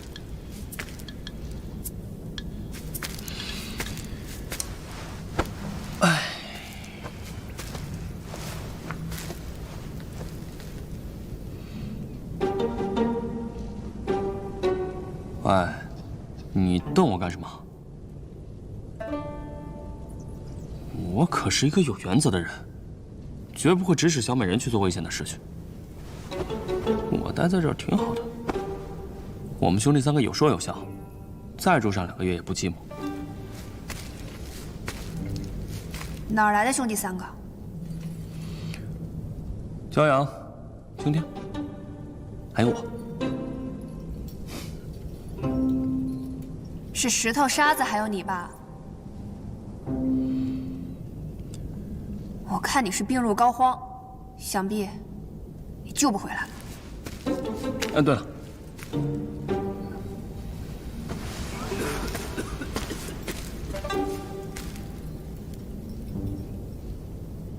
等将来我从这里出去以后，你要是还没有回家的话，我去找你吧。还有一件挺重要的东西要给你的。啊？上次我擅闯你们家，虽然是受人所托，但到底害你爹娘分隔两地，还连累你断了一把刀。难为你还记得。这件事情我一直都挺在意的，便想着替你打一把。只可惜还没有找到好的材料，所以就先送你一把木头的。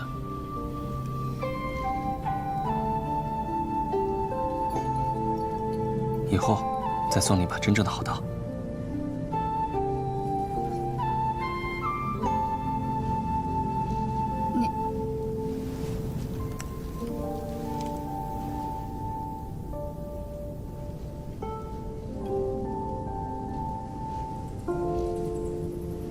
你真的不走了吗？人多了容易打草惊蛇。你进来的时候啊，想必是惊动了这里的守卫，上面已经有人开始抓捕你了。唉，放心吧，我命大。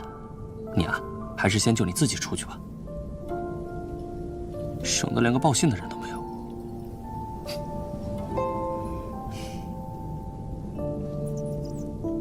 欠债还钱，你可得好好活着。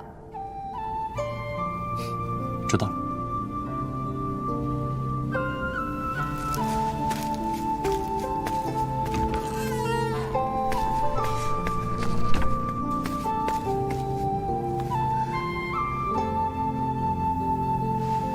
大当家可没教过我临阵脱逃，不把他们找回来，我怎么有脸回48寨？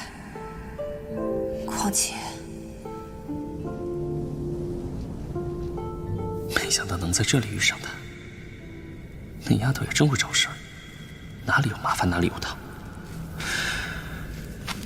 不知道跑掉了没有？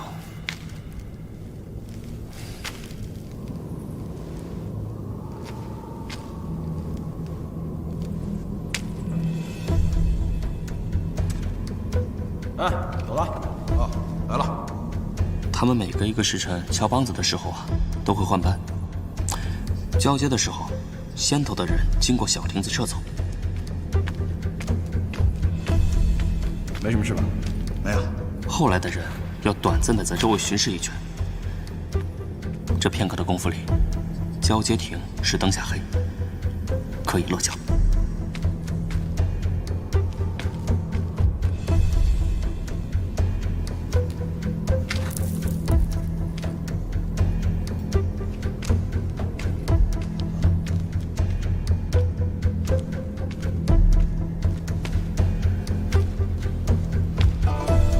如果被发现，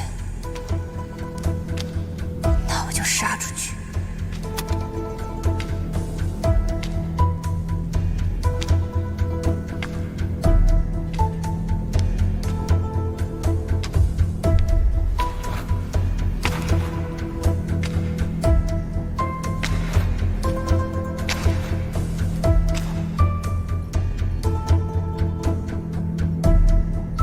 走吧。快点儿！来了。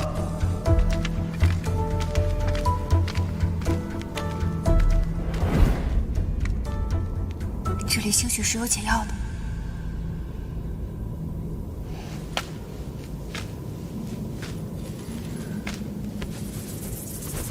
这帮混账东西，给别人吃毒药，自己倒是挺会享受的。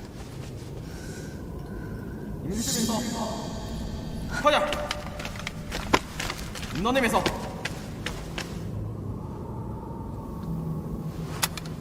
走。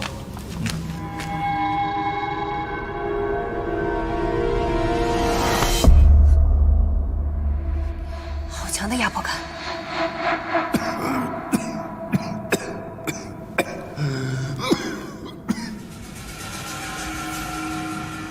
怎么看着比我爹还要瘦了些？多谢。前辈，你没事吧？哪儿来的小丫头？好大胆子！外面嚷嚷的，就是在找你吧？哦，家中有一兄长，独自外出的时候被他们捉去了，不得已来寻。打扰前辈了。师承何处？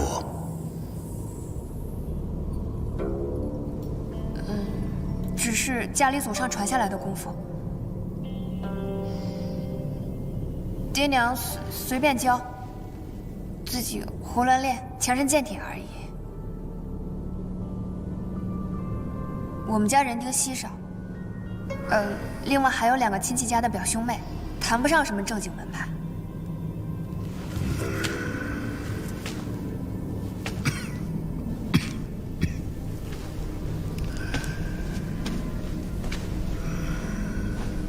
前辈，你是生病了吗？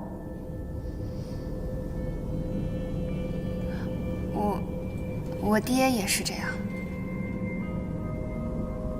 他常年身体不好，一受风寒便整日咳嗽。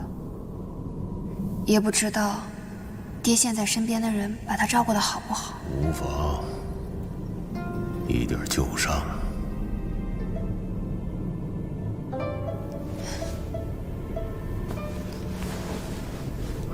前辈，这是我在岗哨亭里顺来的，这是他们自己吃的，肯定没有毒。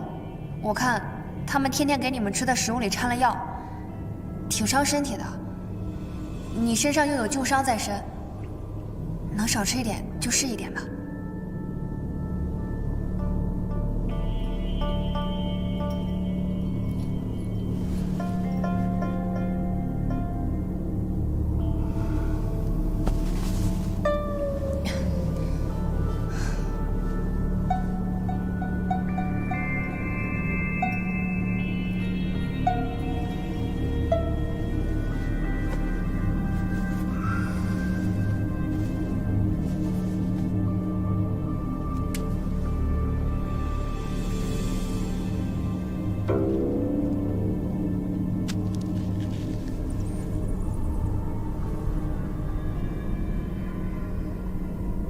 你方才说的兄长被他们关在哪里了？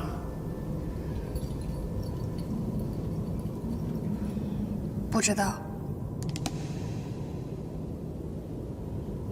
那你还敢乱闯？你不知道此处的主人是谁吗？不知道。这四象山你总听过吧？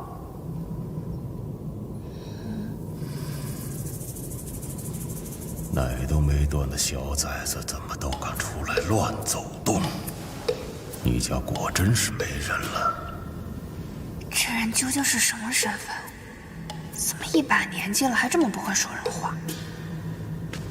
四象山有一群妖魔鬼怪，上有4个主位，大言不惭以四象冠名，实则是一群臭名昭著的搅屎棍。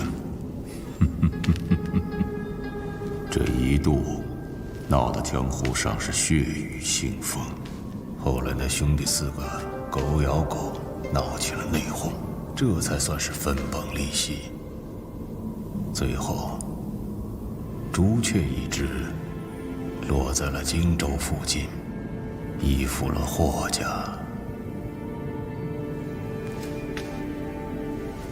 那朱雀主名叫穆小乔，当年曾一人独上泰山，一炷香的功夫，就挑了太上派的3大长老，众目睽睽之下全身而退。原来这个穆小乔这么厉害，看来我得小心点。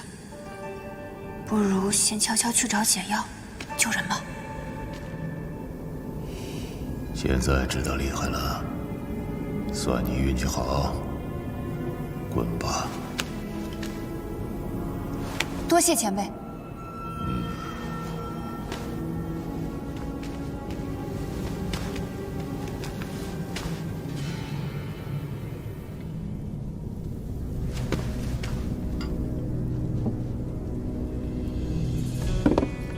厨房，温柔伞既然是下在食物里的，显然要经厨房统一调制。厨房里天天人来人往，不可能万无一失，总会有自己人误事。他们肯定有备用的解药。一会儿我跟着那厨子，说不定就能找到解药。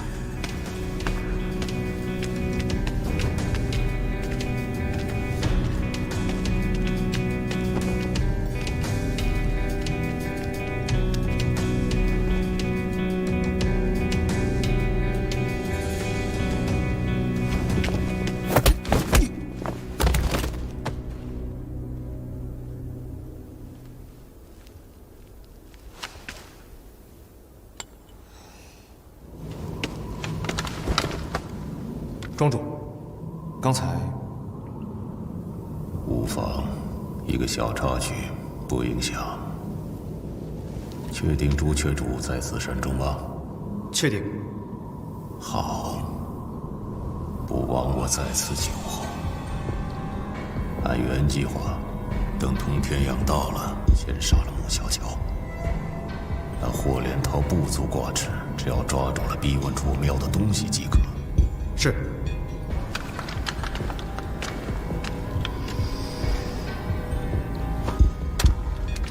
慢着。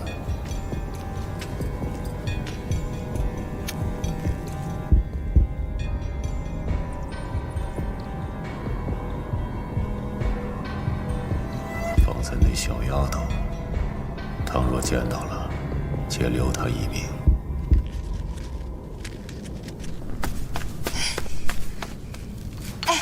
你看我找到了什么？不是让你走吗？你怎么又回来了？快开门！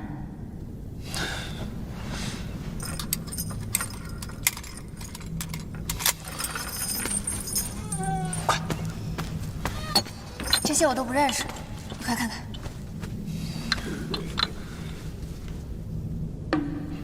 这是避暑丹。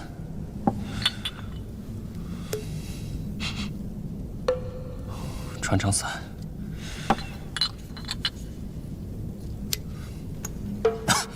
金疮药粉，这什么？鹤顶红。哎呀，好像都不是啊。这什么？春。不是，你都去哪儿拿的？怎么什么都拿？春什么？春，那个抹春饼的酱。别吓我。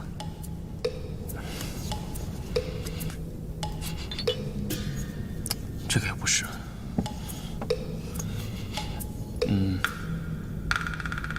都不是。那解药会在哪儿？难不成那穆小乔还能随身带着？谁告诉你这个名字的？不好了，不好了，有人打进来了！怎么还有别人来闹事？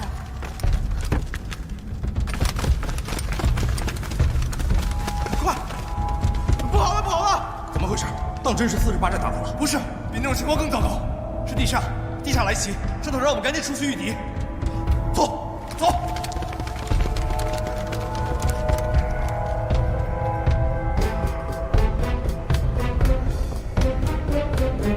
不好，这局面比我想象的还要糟。那我们现在往哪儿走啊？逆着人流，穆小乔肯定是在御敌，我们去他房间里。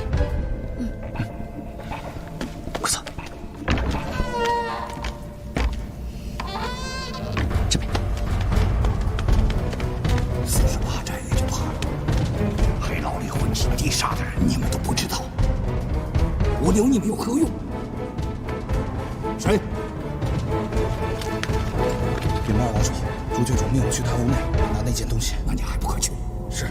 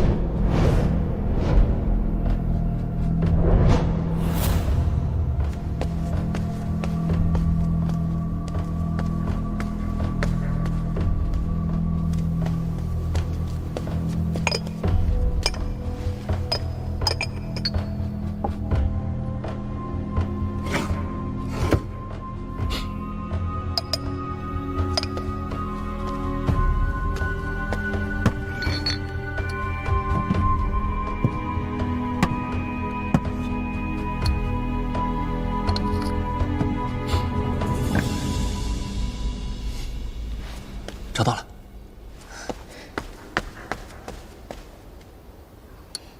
这是解药。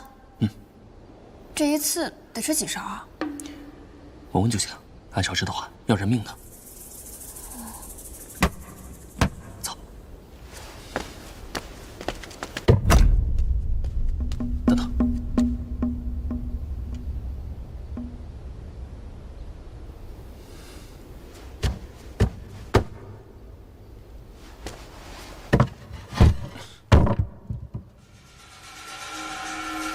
这是什么？糟了，他们要炸黑牢。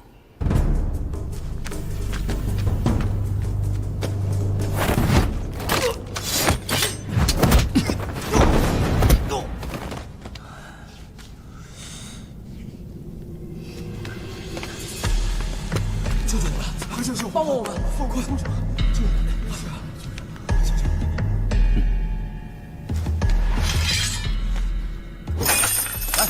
这是解药，大家快来闻一下。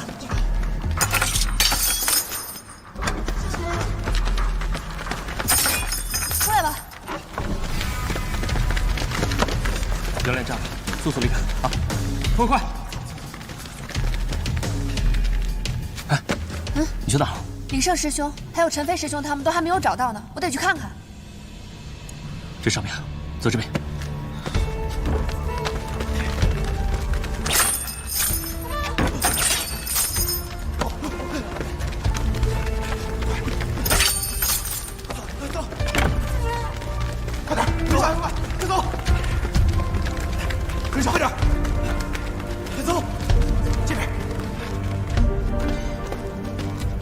放心吧，我看你那凶神的面相，不像个短命的。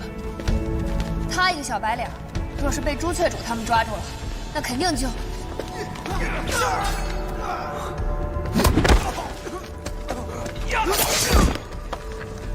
霍连涛，走这边。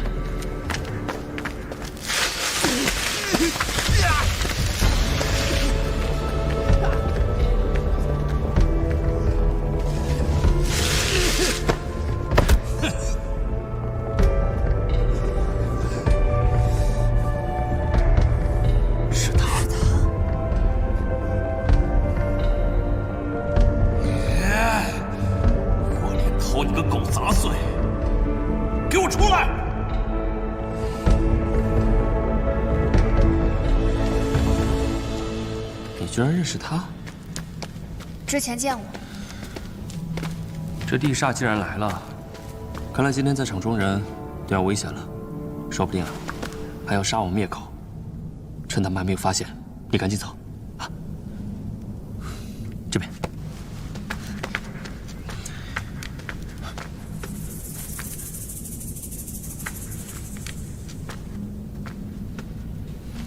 你跟过来干什么呀？你要再跟的话，药你拿去，你去给那帮雷水解毒，我可走了啊。行啊，给我吧。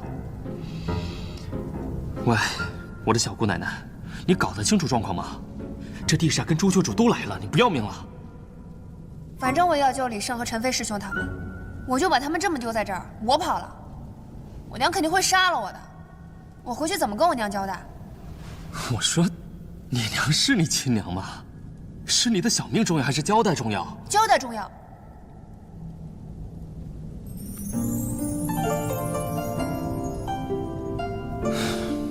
不错，确实是交代重要。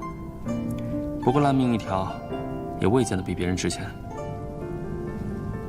走，我们去把那些倒霉蛋都放出来，是死是活听天由命，好歹问心无愧。难得你倒是痛快了点。像我这种身长7尺，5尺半以下都是腿的世间奇男子，也能遇上半个知己，真是幸在啊，幸在。为什么我是半个？因为你怕是还没有5尺高。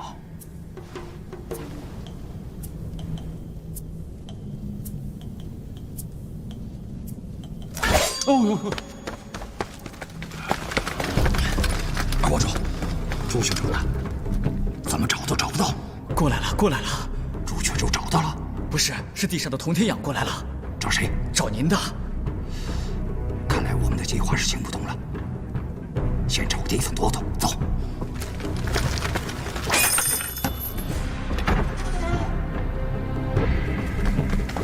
来，这里是解药，快！谢谢。左手进到通道就是后门，快去！走走。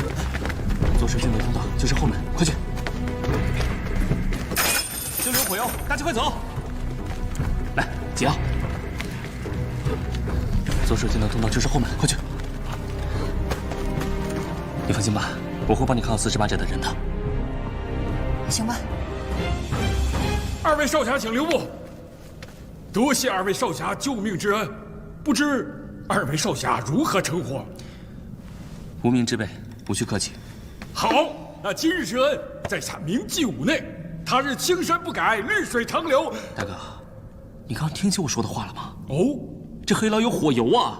啊，那在下告辞了。霍连涛，你往哪儿跑啊你？啊，把渗毒印交出来！什么渗毒印？不知道。渗毒印你不知道？那水波纹你应该知道。不知道。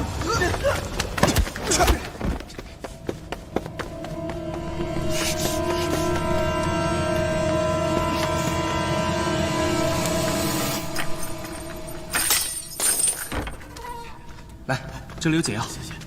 闻一闻，跟着他们走就行了。来，好。小心！喂，你杀我还要偷袭啊？要不要脸啊？地煞办事，只抓霍家堡的人，无关人等，速速离开！走。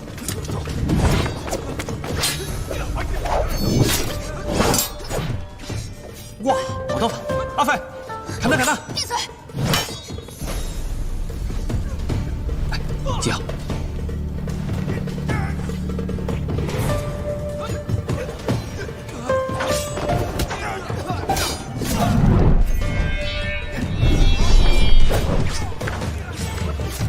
哦，对，我给你开锁，道长。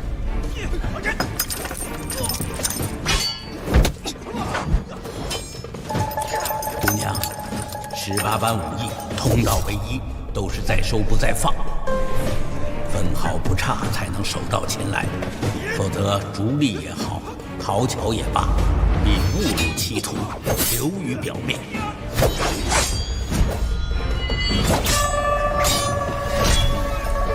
是，刀法虽未成，但大开大合已经颇有气象。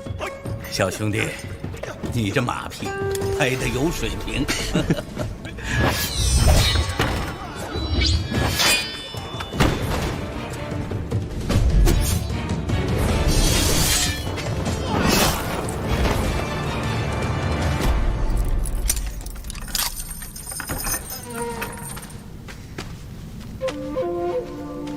多谢前辈指点。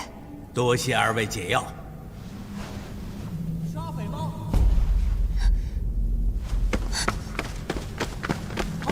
阿飞，怎么来了？陈飞师兄，大当家知道吗？陈飞师兄，瞧见李胜了吗？没有啊。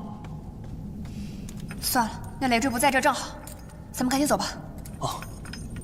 哎，楚楚姑娘，我们先走。解药。哦。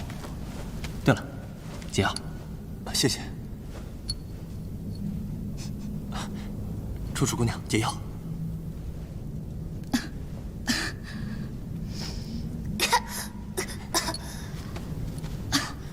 吴小姐别怕，这位是我阿斐师妹。他们就是吴将军的家眷。吴小姐，小郎君。吴姑娘，此地危险，我们快走吧。有了阿斐姑娘。啊，对了，师弟们还在那边。哎，帮我。阿斐姑娘，你不怕吗？有什么好怕的？再给我10年，我踏平这山头。走。来，药。转。仔细听。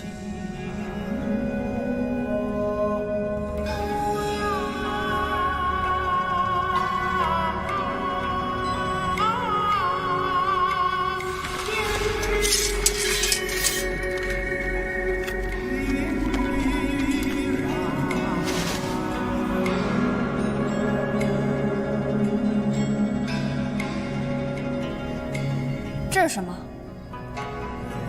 哭咒。是什么？是一段词，说的是一个美人，红颜未老恩先断，灯下和烛泪枯薄杏仁，胭脂晕染，化残妆。什么乱七八糟的？是朱雀主，穆小乔。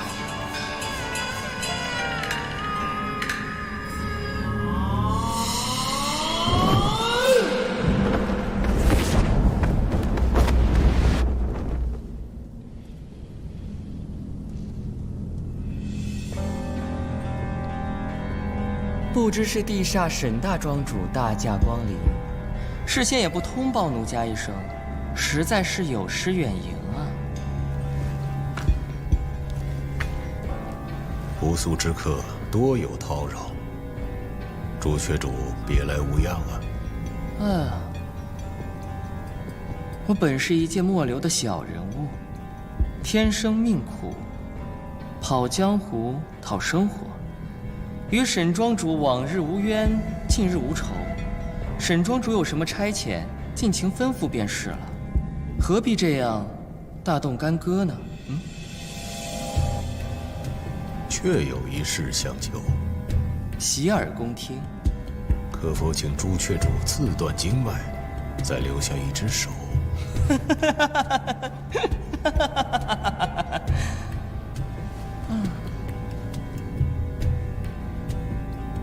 沈庄主要废了我的左手，恐怕你自己留着也没什么用吧。是福不是祸。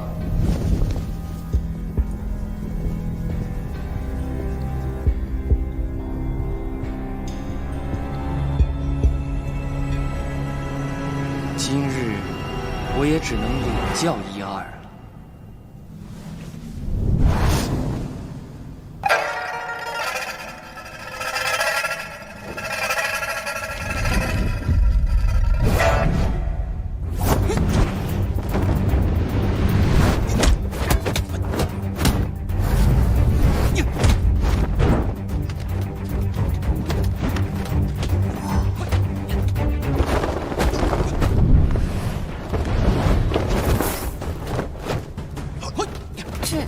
这是那个前辈。你又认识啊？哦，之前找解药的时候，他给我提点了一些。哇，真是失敬啊，失敬！周女侠竟然被地煞的沈天树提点过，这从北到南，江湖武林上你怕是第一人了。他也是地煞的？不止，他还是地煞里武功最高的那位。棋不算是一绝，不过听说练到9层就已经止步很久了。大家赶紧走吧。走吧。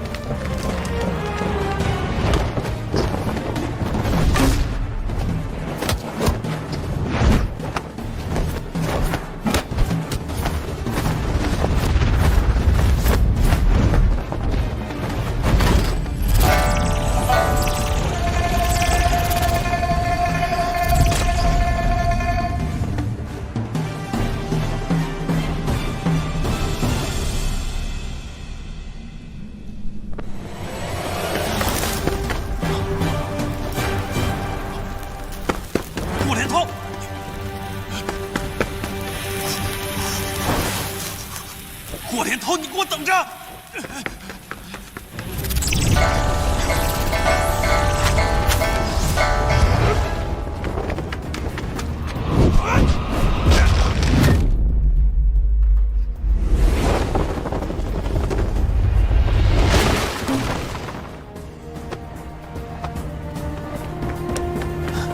大哥，火镰头这杂碎点着了火油，咱们快走吧。走。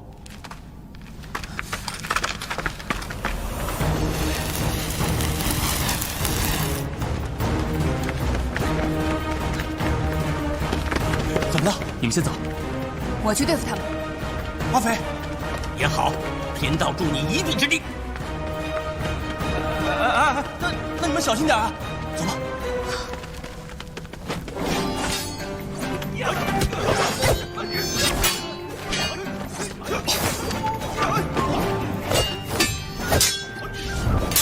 姑娘，走坎位山，挂起玄门。什么呀？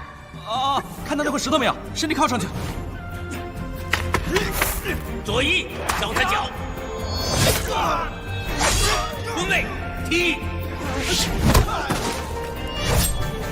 原来是奇门的前辈。石进，这叫浮游阵，一个人就能成阵法，最适合以少胜多。姑娘，向前2步，再往左1步。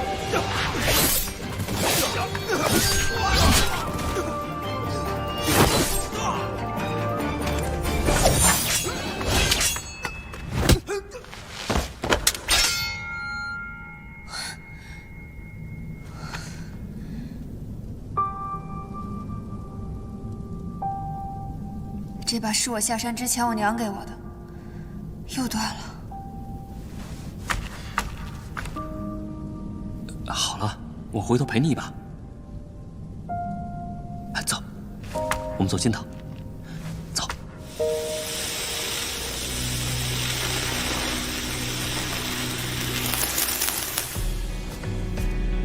快，走这边。多谢少侠，走。多谢少侠，走。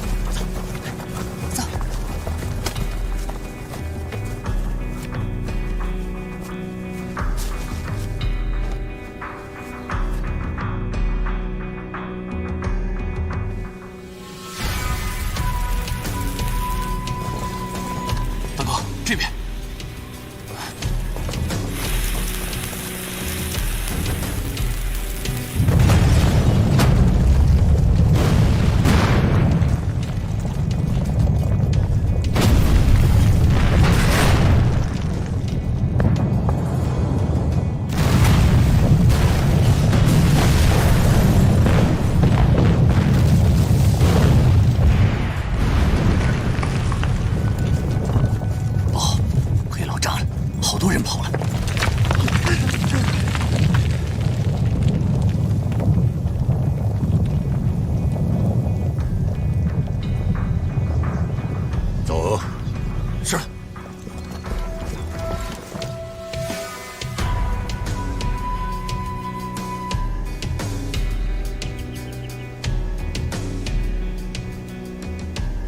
马上兵分2路，一队人进入黑牢搜寻，你给我亲自带一队人马。这吴家的后人很有可能藏在人群当中，绝不能让他们跑了。是。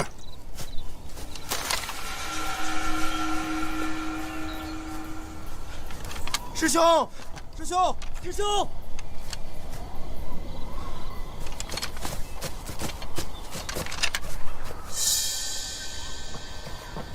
老夫人，生儿呢？生儿，生儿，生儿！师弟，生儿！师弟，师兄，师弟！王老夫人，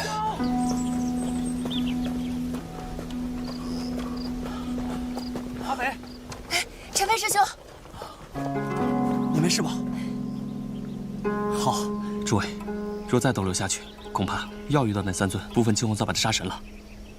是啊，我们好不容易逃出了山谷，无论如何，不能在这里久停。这样，劳烦道长和手下叫我陈飞，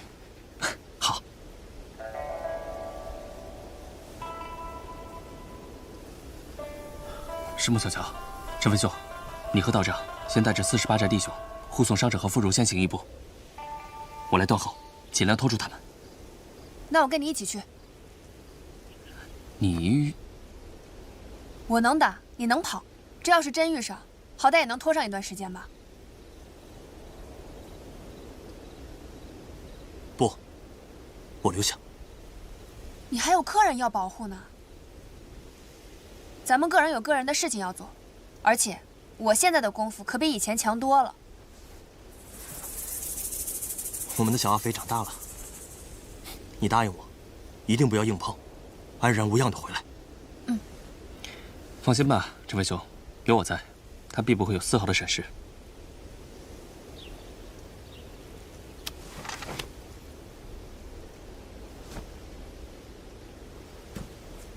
你说咱俩到底谁倒霉啊？每次见面都能闹得险象环生、疲于奔命，最后不是也都化险为夷了吗？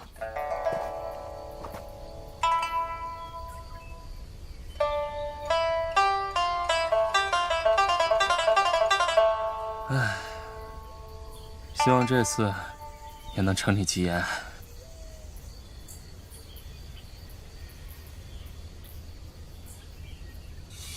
小子，原来是你呀！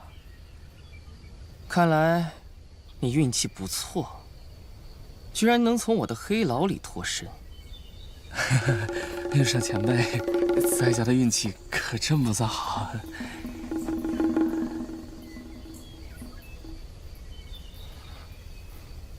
这女娃长得还算好看，可惜了，今日从黑牢里逃出者，我都不会放过。前辈，黑牢根本就是一个误会，我们根本无意与前辈为敌。若前辈执意要出手的话，两败俱伤，只会让地煞有机可乘。哼，就凭你们两个，小子，你也太瞧得起你自己了。穆小乔，你的那个哭妆根本唱的不对。